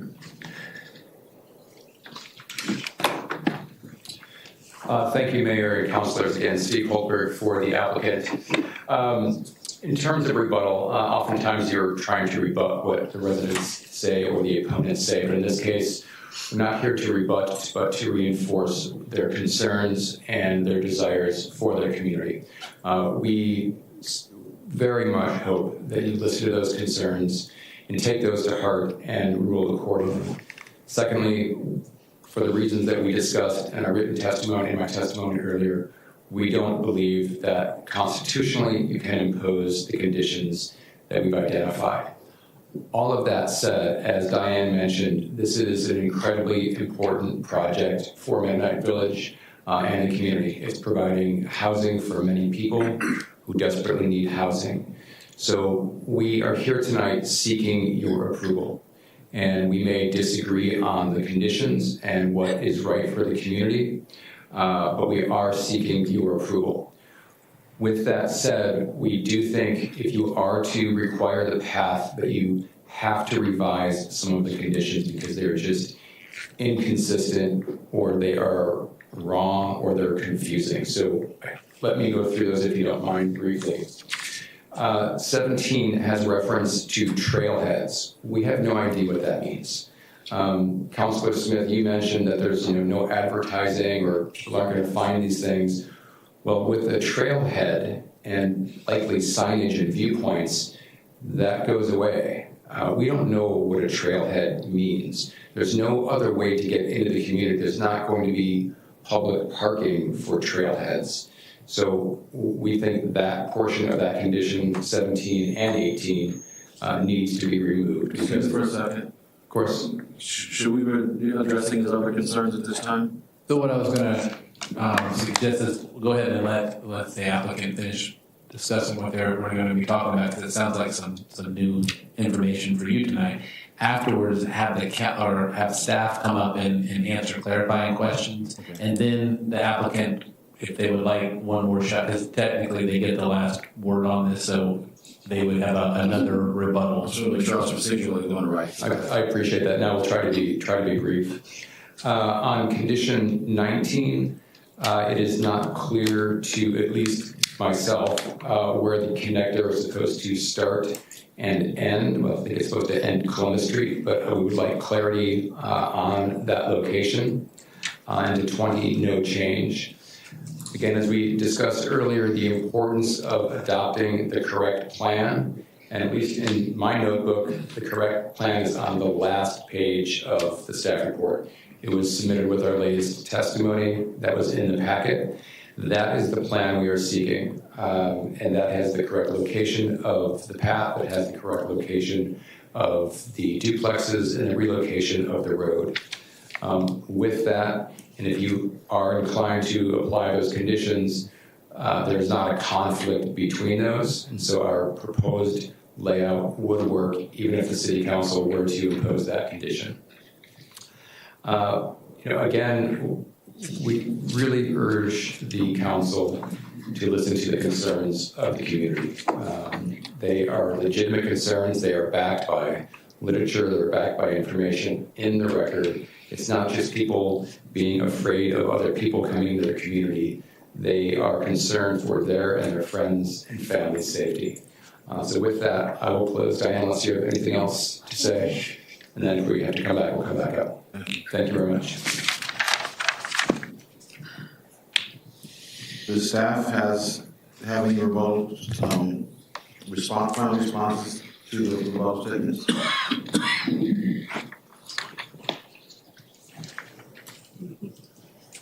Good evening again. So not necessarily, I guess, a rebuttal, but just some clarifying specifically in regards to condition number 17, trailheads, and providing some clarity on that. Certainly, we can provide clarity there. In the South Albany area plan, it doesn't really define at great length what a trailhead is. So I understand the concern there. The trailhead is envisioned as certainly there's not parking areas there, but at the intersection of two trails is just essentially like a wayfinding sign or a small plaque of some sorts that would identify this is where you are and this is where this direction goes or this is where that direction goes. The conditions is written, it's not, and with the connection out to Columbus, doesn't require a parking area. That's what that connection does. If that connection didn't exist, then there would be a requirement to provide some sort of parking area. So either modifying or providing clarity to condition 17, we certainly can do that. On number 19, that connector end of describing where that connector is, it goes from Columbus and connects into the existing trail as it exists today, or as it may exist if they modify the alignment to work around the planners or whatever that may look like. So that connector end is basically just tying Columbus to where the existing trail is. Wherever they choose to connect that up, it's just describing that connection. Okay. Sorry. Correct. Yeah. And then I did want to address just a few more things when it comes to identifying deficiencies. On page 33 of the staff report, specifically 8.11 and 8.12, staff with this new hearing as a de novo hearing did go back and readdress and specifically the nexus and rough proportionality issues that were referred to by the applicant's attorney, as well as talking about the ability for the city to require the trail on portions of the property that were not part of this actual PD application, but they are part of the replat application, which is a land use, and is that through land use we're able to require compliance with all of our adopted plans. And then there were some questions around the public easement and maintenance. Once it's a public easement, as indicated previously, it is maintained and policed by the city.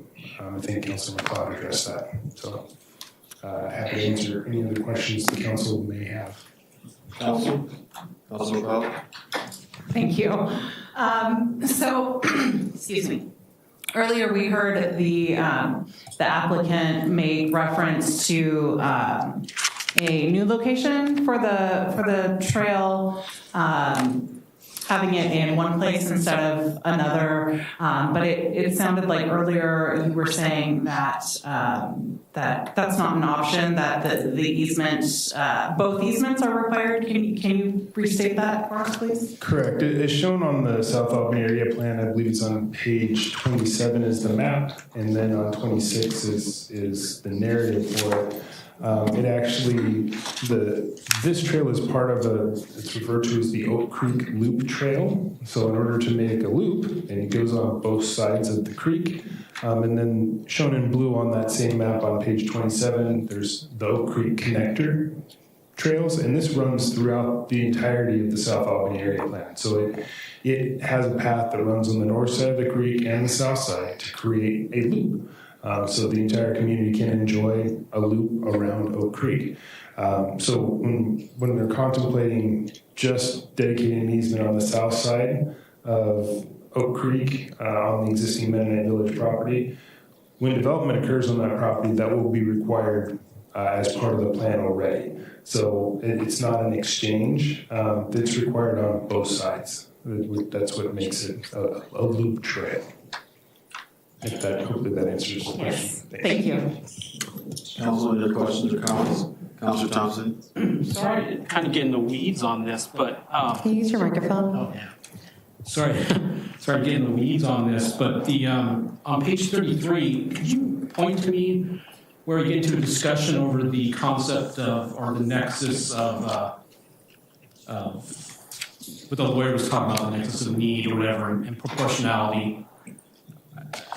Page 33 of the packet or page 33 of the staff report? Sorry, I'm trying to Sorry, page 33 of the staff report. Yeah, Matthew referenced page 33 as a point where you address. So is that page 37? Or okay, page yeah. I think it's 37 in your packet, 33 of the staff report. I was looking directly at the staff report. In the 8.11, or sorry, yeah, 8.11. Under the terms of the agreements, conditions would still have to have nexus and proportionality or be related to a deficiency in the public facilities. ADC 12040 is to provide adequate transportation system that requires facilities for safe and convenient pedestrian and bicycle access within new development, including planned developments of ADC 12040 sub 2. Safe and convenient and adequate means bicycle and pedestrian routes, facilities, and improvements. This includes free from hazards such as automobile traffic, direct route facilities and improvements, direct route of travel between destinations and meets the needs of cyclists and pedestrians. The TSB Parks Master Plan and SAP identified the Oak Creek Loop Trail, it's project M2-B and M2-C, as a needed multi-use trail that traverses along both sides of the natural area of the Oak Creek Natural Area, and it continues on. So yeah, okay, I see it. When we consider any of our adopted plans, master plans, utility master plans, TSP, those plans are identifying deficiencies. So when we reference, as shown on one of those adopted plans, that is the deficiency. They've been identified through that master planning process. Any other questions? Councilor Newton? So I know this really isn't in any of the suggestions at all, or really anything we've heard. I'm wondering if there's a way to, as a caveat, say, oh, well, because we're hearing, oh, electric bikes are going to go really fast. As someone fairly intimate with our budget, I know that this is not something that we would be connecting or having built in a long time. So I don't know if it'd be hoverboards or, I don't know, shoes that make us fly. But is there a way to place a contingency on the type of vehicle usage? Like if it's, or if that is that language we craft into this now, like, oh, there can be, like, where it would be just only on foot, like you have to walk your bike or your hoverboard, what have you. So the city, as I briefly touched on earlier, with this being an easement, not a public right-of-way, the council has the ability to restrict the type of traffic, whether it be pedestrian traffic, motorized traffic, or pedal bike traffic, have the ability to restrict that if they would like. Okay, cool. Now, whether you wanted to do that, as you indicate, times do change. So putting that in an easement would make it somewhat more difficult than to change in the future. You'd have to basically get a new easement. I think my recommendation would be to have it signed in that particular fashion, which then, 20 years down the road, 30 years down the road, who knows how we'll be moving about, the council would have the ability to change that signage versus trying to go back and reacquire a new easement because we had put specific conditions on that easement. But that's a decision by the council. Okay, cool. So we could add in like a signage requirement. It's like not now, that'll be later? Not now. Okay. Could, it's Yeah, if you were looking, certainly advisable. if you were looking to create a condition around that the public pathway would be restricted to non-motorized forms of transportation, you could absolutely do that. You could even put a caveat in that condition that unless it was otherwise modified by the council through resolution or something like that. So it gives you the ability, and Sean, just make sure that would be okay. It gives you the ability to down the road, you have certainty at this point that this is what it's going to be. And then any change to that would take an action by a council to modify what that condition is. Councilor Smith. Mr. Helberg mentioned the language at the end of the staff report that is what they're looking for approval of, but I don't know where to find it. So I think there was some confusion with what the planning commission had approved. Mm-hmm. They had approved a prior plan. That approval is with the appeal is no longer valid. You guys the council is making a decision on this today. So in the staff report, the plan that is attached to the last page of the staff report, that's the plan they're seeking approval of. The last page of the staff report or the last page of this 400 attachment pages? I. Attachment I. Can you give me a page number in the packet? Is it 400? Pretty close. That's what I thought. 400 is that big now? Sorry. Another 400 pages. 398. 398? So there's a map there. I think it's, I recall it being near that page. Oh. We're pulling up the staff report, or the packet right now. We just have the staff report in front of us, so.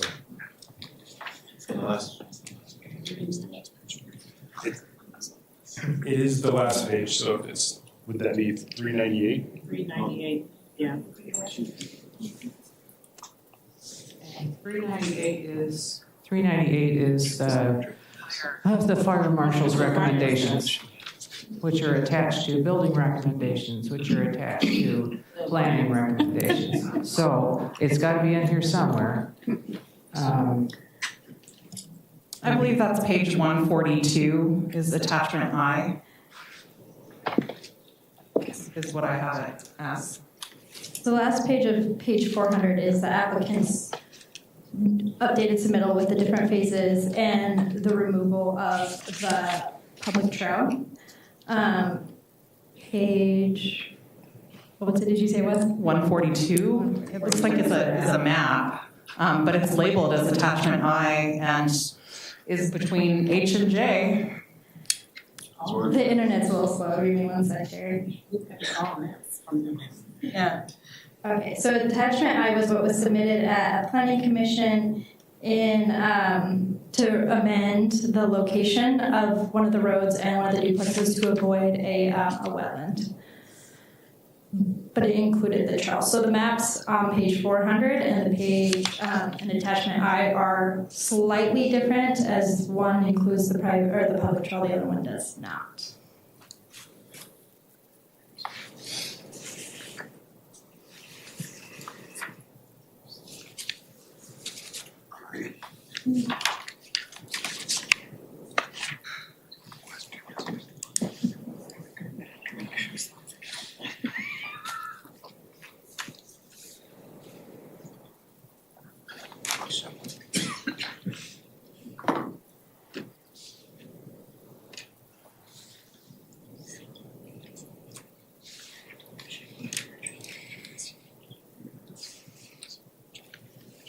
So I'm showing page 400 as attachment F2. Is that what we're all looking at in the packet, the online packet? Yeah. You're looking for like verbiage. Yeah.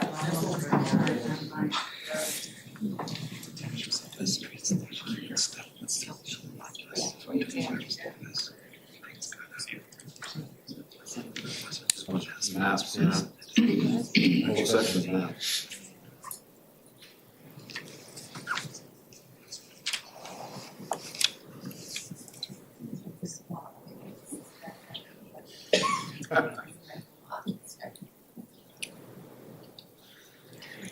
Replat.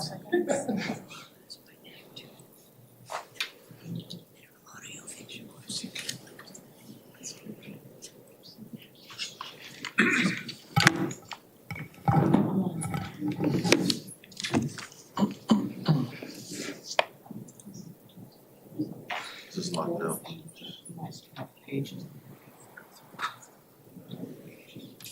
It's just small words. That's why I have that. Found it yet? We're working on it, but we're just waiting for the document to download.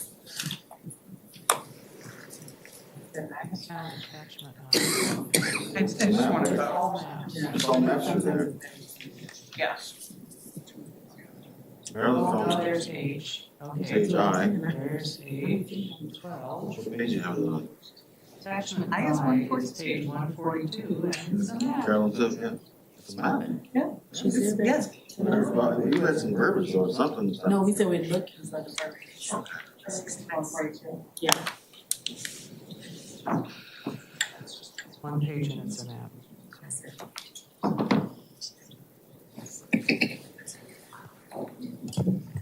So are we, I'm sorry, are we looking for the applicant's submittal after the staff report? Is that what we're looking for? Because that's attachment W. Correct. That's attachment W. That's attachment W. That's yeah. attachment So W. attachment I is the, Is that the previous plan?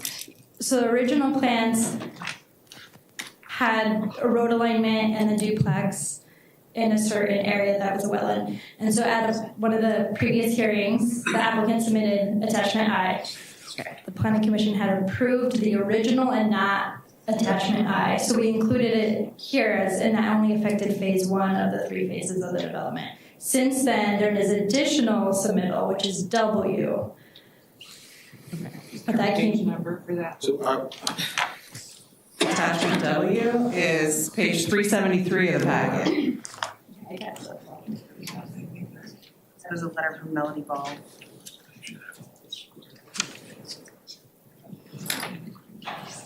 There's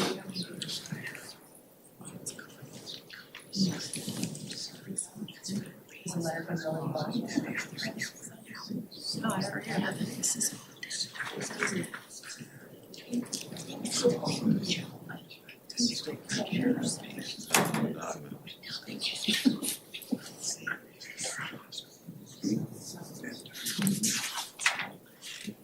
find it? so the agenda, as I pulled it from the site just now, does not include attachment W. So I did not have that. Oh, okay. It just got flip-flopped. So.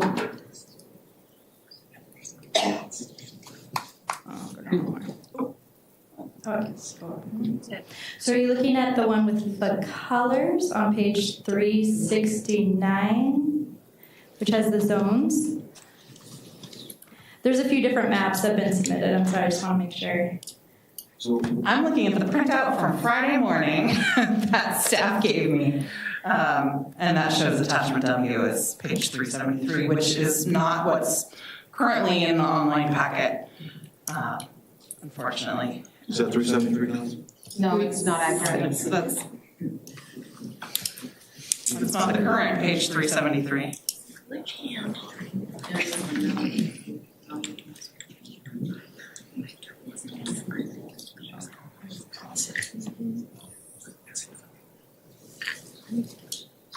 This is 369. I'm using the numbers on the.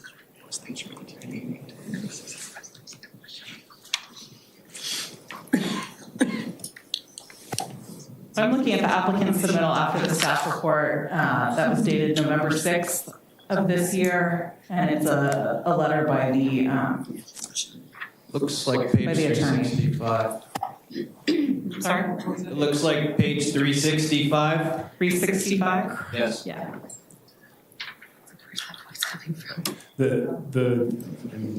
That's what I'm looking at as attachment W. Yes. Current packet page 365. That brings it back. Attachment, yeah. Okay. Everybody's like, we got it. We got it. We're good. Okay, so this is the map that I have on the, right? The one that you're. Yes, that's what I'm talking Okay, about in the first. I just want to make sure. No, that's, I'm looking at a letter. I'm looking at a Oh, letter. you're looking at Attachment W is a letter. W1 Yeah. is a letter. So letter. Not a map. I thought we were talking about the verbiage related to the map. Which should be in the letter, correct? It's actually. I'll grab this big one. Okay, so this letter? Yeah, that's the Okay, one. sorry, I thought you were talking about a map. So. No, we are done with the maps. We Okay. Seen enough maps. Okay, so what was the question on the letter? I didn't have a question on the letter. That was Counselor Smith wanted. Oh, okay, sorry, Smith. Asked to do with it.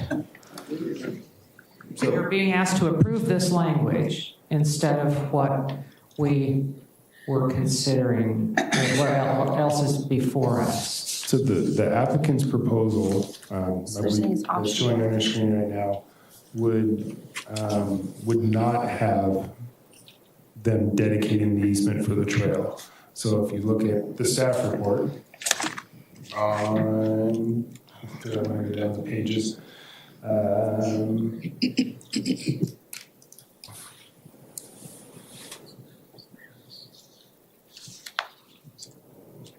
This is from the attorney, correct? Yeah, so if you go to the staff report,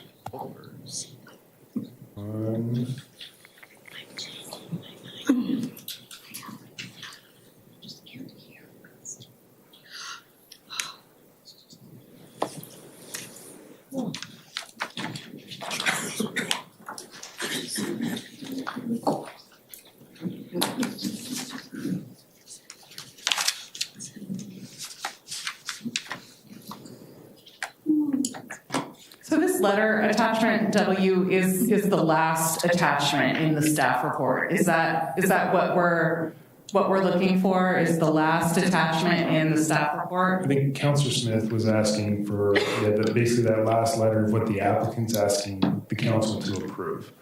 With that letter, would not have the council requiring the easement for the public path. For the 10-foot expansion. Correct. It swaps that for an easement on the south side. Correct. Which is correct, Councilor Gentleman, which is not actually a swap, because both are required. Right, excuse my verbal error. So are there any final comments?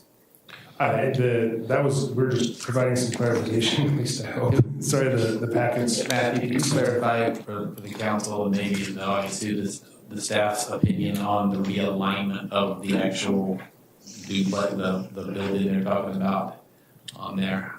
Yeah, I think in the staff recommendation, which is based off the latest submitted plan, and correct me if I'm wrong, Jennifer, but was that there was no issue from staff with the realignment of the duplex or adjustment of the trail location. That was acceptable to staff. Councilman Gentleman. And that's encapsulated in the November 10th staff report, starting on page 5 of the packet. Correct. Okay. Correct, sorry. Cool. Thank you. That's the latest. So the November 5th is the latest, correct? November 10th. November That's the 10th. latest. That's the latest, okay. Because the one at the end of the packet is October 15th one. Yeah. So that's all your final comments? Yeah. Okay. I declare this public hearing closed. We'll leave the applicant, if they have rebuttal. Yes, applicant, you have any rebuttal? Can I just ask, this is like a precedent as well, I gotta make sure, like, That's Correct. So Councilor Newton, if the council were to make a decision that, a decision that didn't require the dedication of this easement would do several things. One, it would set a really bad precedent of us not, or the city not requiring that a developer follow through with complying with our adopted plans. That does put in jeopardy pretty much any annexation agreement, development agreement, conditions of approval that we have out there, because otherwise we're showing preferential treatment to one applicant over the other. It also, the council would then also, if they made that decision, would have to provide the staff with findings directed specifically at the criteria of why that easement is not required, which I think would be, been doing this a long time, I will be challenged to find criteria that fit that, or findings that fit that criteria of how you don't have to comply with an adopted plan. But certainly that's well within the council's purview to make that decision. And there's consequences of that, which I think Mr. Kidd could probably address better than I could. Could you? Sure. You have a mic that works? I think third set of batteries, and I think we're good there. So, if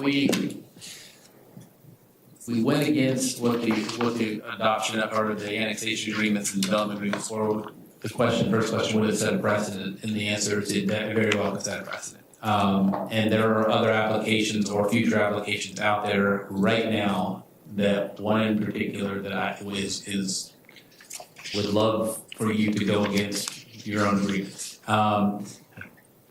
Obviously can't mention where that's at, but anyway, so it could set a precedent and likely would set a precedent. The thing is that when the annexation agreement was signed in 2018, at that time it's a contract and they're asking for stuff from the city, and the city is asking for things from the applicant. And they mentioned that tonight, that the applicant, said, the city hasn't upheld all of their end of the bargaining agreement. And staff and I would disagree with that, but be that as it may, imagine if the city were to go against that agreement. And by that I mean, the reason that the applicant wants to annex or wanted to annex in 2018 is because they wanted city services, right? They wanted water and sewer, stormwater, police, fire. The reason they wanted that instead of well and septic is because they wanted higher density. They wanted to be able to have more units, right? And there's a need for it. We've heard that tonight. There's clearly a need for it. So it made sense that they come in. But what if the city, they had put the trails in and then the city came back and said, you know what, things have changed. We're not going to give you water and sewer anymore, actually. We're changing our mind. We're not going to do that. I mean, and that's kind of what we have there. I get the concerns, I do, of everyone here tonight. And I think there's some things we can do to mitigate those concerns, and Councilor Newton expressed some of those, and future signage and prohibitions of what could and couldn't use that trail. But to go against a contract that we have is definitely not a recommendation that I would make from a legal standpoint. There are some constitutional issues that have been brought up tonight. I would again, I've looked at those, staff has looked at those, we've discussed them. We have a different position on that. We feel there's a different answer to that. But even then, if there was any validity to that, I would say I wouldn't have our council violate one of their contracts and set a precedent for that. If a court or LUBA says, hey, there's something here, we want you to go back and remand this and look at this, that's okay, right? We haven't violated our own contracts. We haven't breached our own contract or set a precedent. That's a different body telling us that. So, again, I don't think there's anything there, but if there was, then, the Land Use Board of Appeals or Circuit Court, whoever, could tell us that. So, yeah. Anything? No, thanks for clarifying. I was concerned about setting precedents with our contracts and code. And it helps to read, thank you. Good last question. Right at the end. Sorry, guys. I declare this public hearing closed. Excuse me, Mayor. Yes. We will let the applicant may want to have That's a right. chance for a second.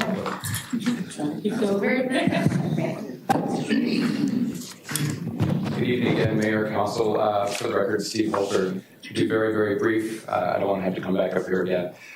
We are not asking for preferential treatment. We're not asking the city to breach its contract. We're not asking the city to make decisions on other applications or change precedent.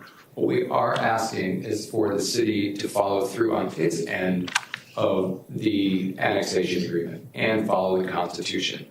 We have a difference of opinion with the city attorney. That's fine. But our position, again, is that the city has not upheld its side of that bargain. This is not the same as providing sewer and water service. That was part of it, but not all of it. Lastly, in terms of the easement itself, were the council to require this, signage is great. All those things that were discussed are great, but it is not appropriate for the city council to say, we're going to allow this on the easement unless we change our mind in 15 years. That's not how easements work. An easement is Mennonite Village grants an easement to the city for a specific use. The city can't unilaterally change that in the future. That's just not allowed. And with that, Dan, do you have any closing thoughts? No, I just want to be sure that a final agreement or what we were looking for in our development that's been amended is what you will consider tonight for your decision. And that is showing the phasing. It's a very brightly colored map. I just don't know if everyone actually found that. We were asked by city staff to add our phasing to the project, which we did. We had discussed moving the road, moving the duplex, and moving the location of the path if in fact the path is required. So I just want to be sure that in making a decision, we're talking about the same thing, especially given what happened to us working with the Planning Commission. And I'll just add. Can I ask a question, Lord Attorney? Yeah, sure. At least 4 occasions you mentioned the city has not. Sorry. On 3 to 4 occasions you've mentioned that the city hasn't lived up to its end. Explain that, please. That is in Section 5 of the annexation agreement. My view of the annexation agreement is that the city can require the path and that the applicant at that time waived constitutional arguments predicated on the city making findings of nexus and proportionality. And what's important about that is that it's not just, what you look at are the impacts of the project. The city may have deficiencies in its trail system. That's neither here nor there on a constitutional analysis. The question is what the applicant's project is doing to the city's trail system. It doesn't matter that there's a deficiency, that you measure the impacts of that project, in this case, building, dedicating a trail. That's millions of dollars perhaps. We don't even know the cost. We have estimates that we put into the record, but you're measuring those impacts against the impacts of the project itself, and there is no measurement of that in the staff report. Thank you.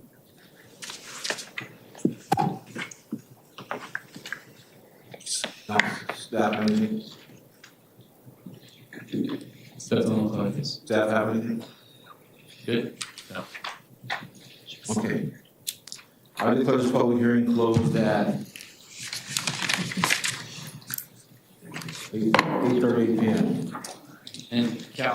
And Mayor, I was just going to real quickly say that, just to remind council tonight that this is not a legislative hearing, but a quasi-judicial hearing. And so we're kind of like you were the judge up there tonight, and you were applying the testimony that you heard tonight or read on that you when you received written testimony to the criteria.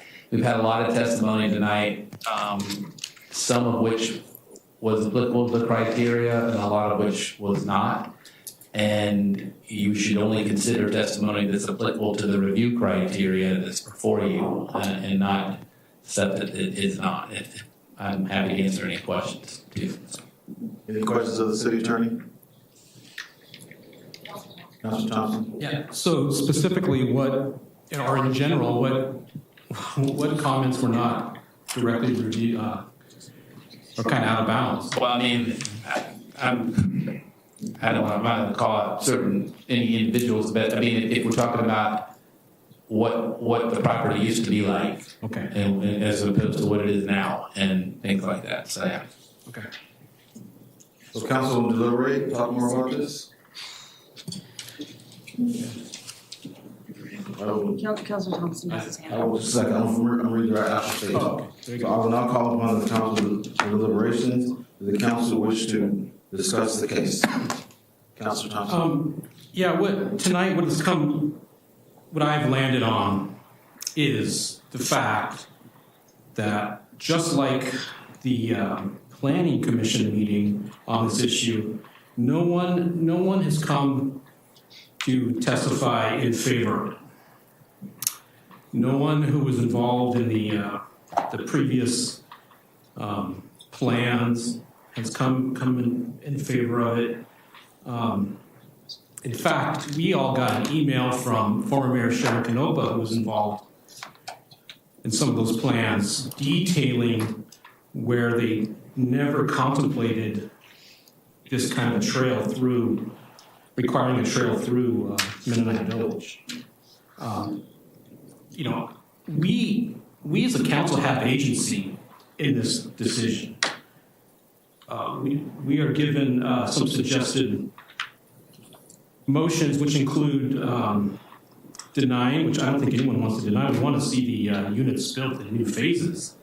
You know, we can make amendments, but that all implies agency in this. We are not bound by the 2013 South Albany plan, or that I got the years mixed up, or the transportation system plan. Any of those can be revisited. And so that's where I land tonight. You know, we often as a council talk about engaging the public in some way. We lament often that we don't get much input, and then here tonight, we clearly got the input. And I think it behooves us to listen to that input. You know, and so that's where I'm at. I would like to amend the plan. We're deliberating now. Yeah, we're deliberating now. I'm just on. Yeah, well, I'll say it first, but that's where I'm at. Do the councilors have anything? Councilor Hamlin? Councilor Smith? Councilor McGee?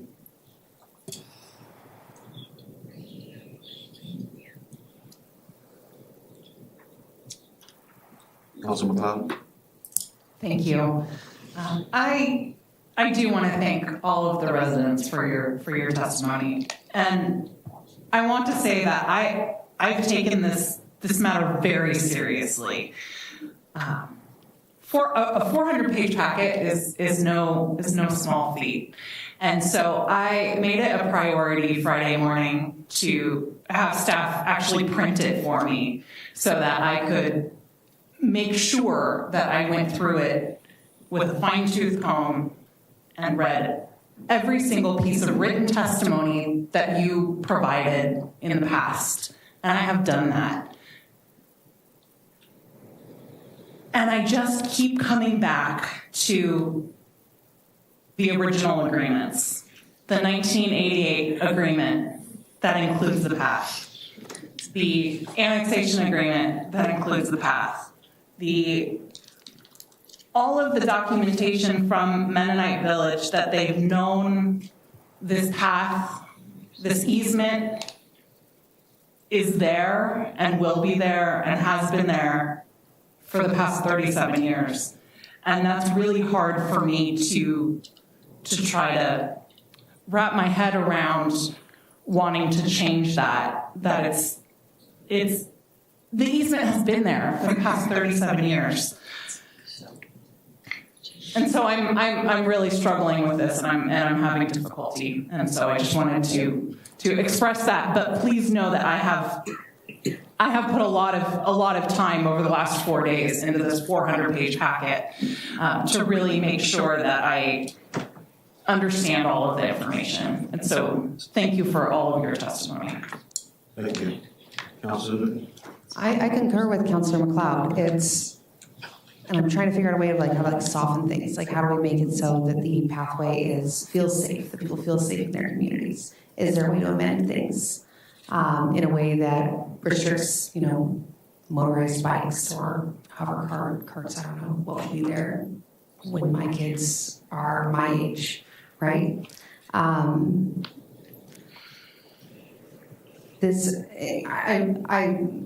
am really appreciative of all the feedback. I also read through everything. Sometimes I read things a few times, and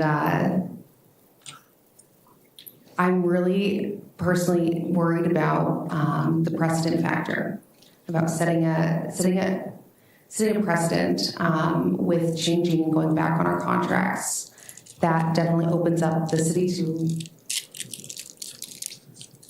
it's kind of Pandora's box. And so that's kind of something that is really, I'm very uncertain about.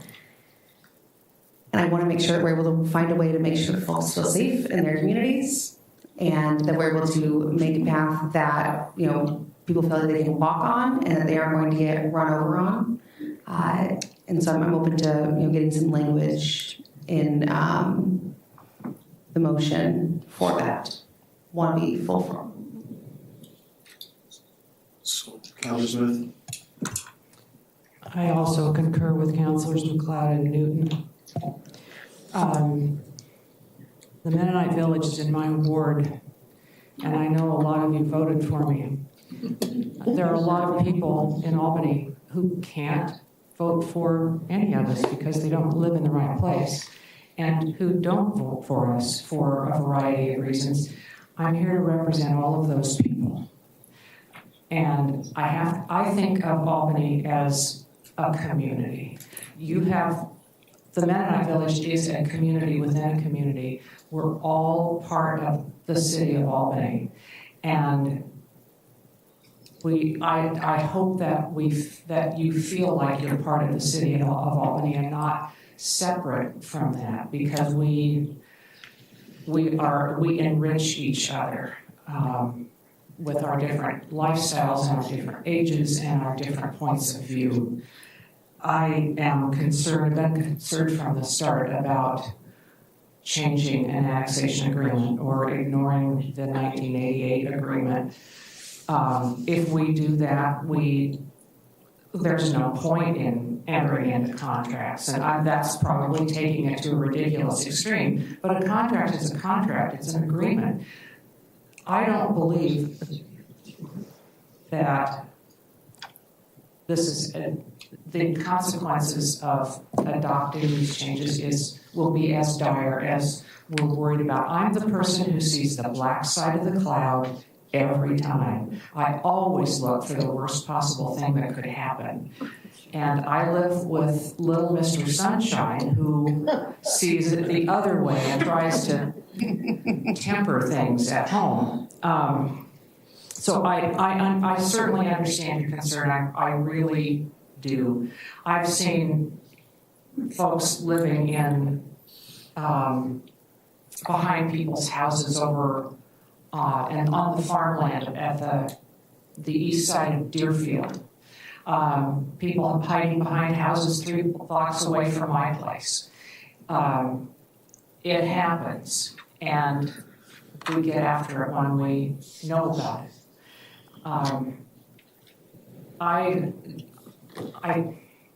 I'm going to have to come down on the side of our obligations to everyone who does business with the city of Albany and the greater good. And you're all part of the greater good. I care, but I care about the bigger picture here. And thank you. So I am concerned about precedent as well. We have people that want to bring business here, and they'll have to follow the same rules that everyone else follows. And if we disregard our own contracts, how are they going to trust us to be a good business partner or have a relationship with us? I would hate for someone to get hurt. I care about every member of this community from 3 months or 3 days to 700.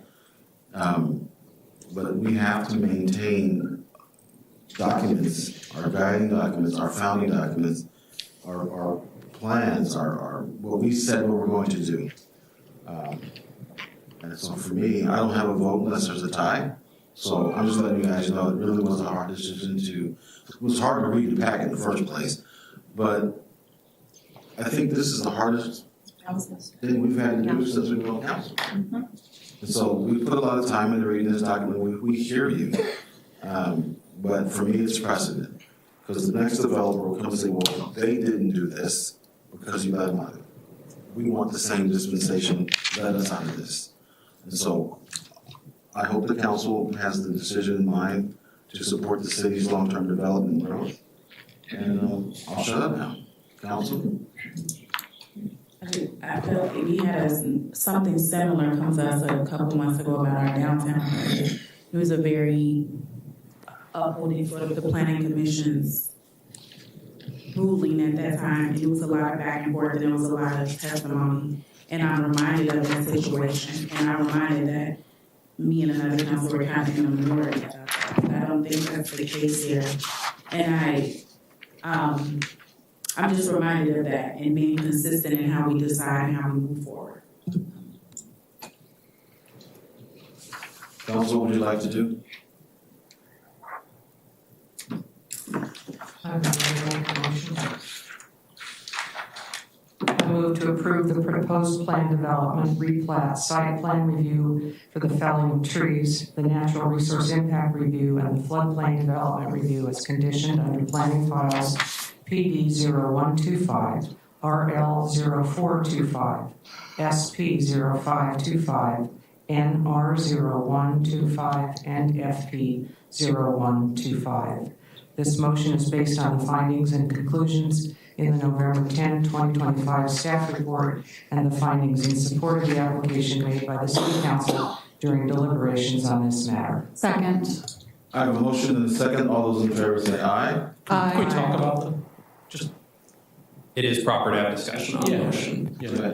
Yeah, I just, I know I spoke earlier, but I just want to, part of my reasoning was I felt like the lawyer for the development for Mennonite Village did a good job about raising questions about our agreement, the annexation agreement.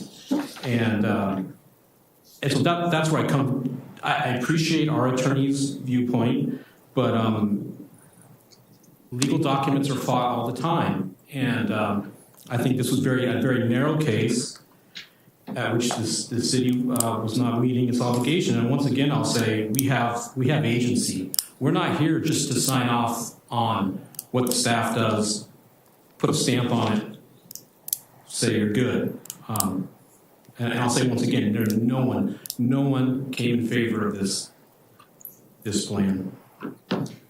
Councilor, The trail. Councilor Thompson, I know you know that I'm not a rubber stamp. I don't agree with absolutely every single thing. To the staff's chagrin, I've seen some of the expressions sometimes.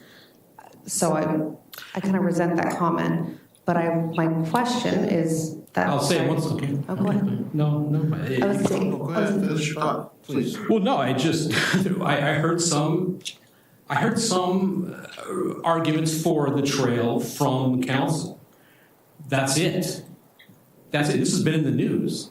And no one from the public, I mean, it's kind of on them too to come up and say, this means something. And we're just approving something that came from previous plans that can always be amended, can always be, we don't have to do it, is what I'm saying. We don't have to.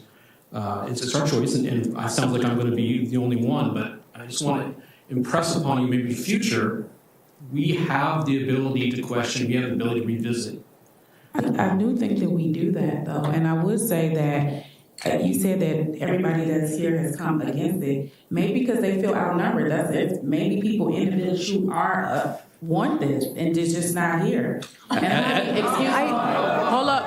I'm gonna be I was looking in the audience, and there were certain things that were being said up here, and I saw some of y'all shaking y'all head like yes. So while the loudness of no is here, there was some other people in the room.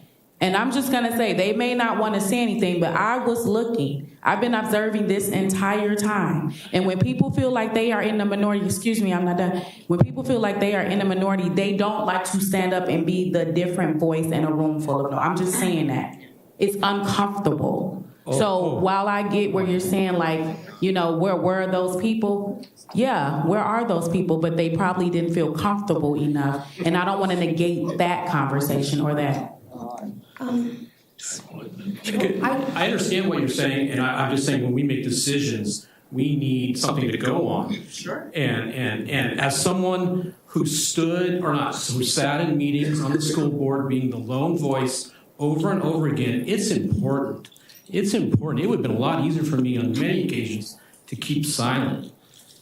And it is so important to speak up and get it on the record. And this isn't just like a plan, it's a contract. That's the sticking point for me. It's not just like a plan we put in place. It's a contract that's signed. Like that's it's not like, oh, we have the South Albany plan. Yeah, things that's contract signed. But my one thing before I had that comment, I apologize, is I wanted to ask Councilor Smith if she'd be open to a friendly amendment adding language as to the use of the sidewalk, like if it would be of the pathway, if we could add in the language, I believe, our city attorney, the signage.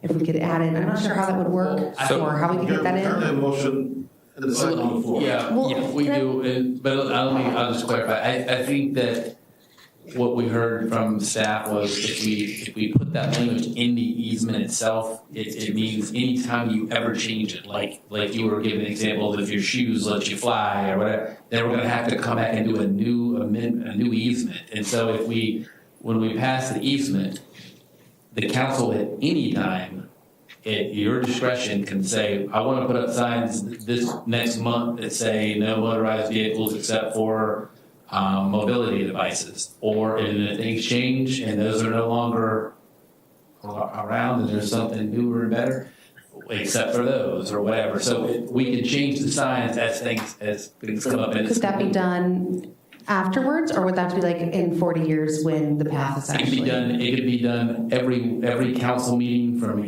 here on out. Right, guys. Yeah. So as long as it's not part of the easement. Right. It's not part of the easement itself, but you can do it at any time. As a resolution or ordinance. Oh, you wouldn't do it as an ordinance. You could do it as a resolution, but a resolution is basically a motion that's elevated to writing, and you could just make an open motion in council and tell the staff to do it.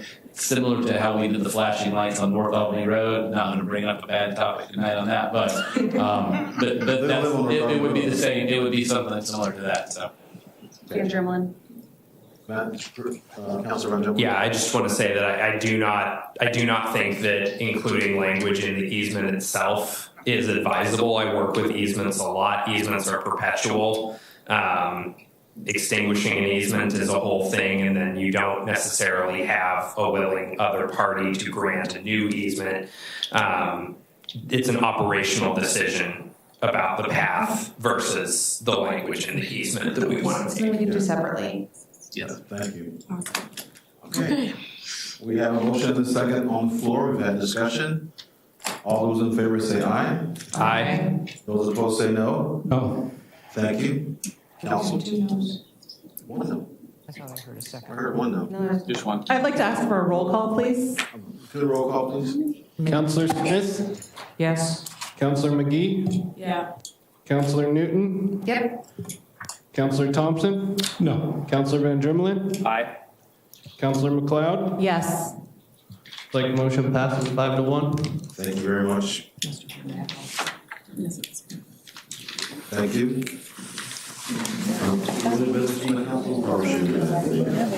Our next meeting is Wednesday, November 19th at 6 p.m. And then Monday, December 8th, is a joint meeting with GAP School Board. And Wednesday, December 10th at 6 p.m. Mayor, and real quick, there's a language at the end of that packet about the appeal process that needs to be read. I'll get to it. A decision of the City Council may be appealed by persons with standing in the Land Use Board of Appeals by filing notice to intent to appeal to LUBA, not later than 21 days after the decision becomes final.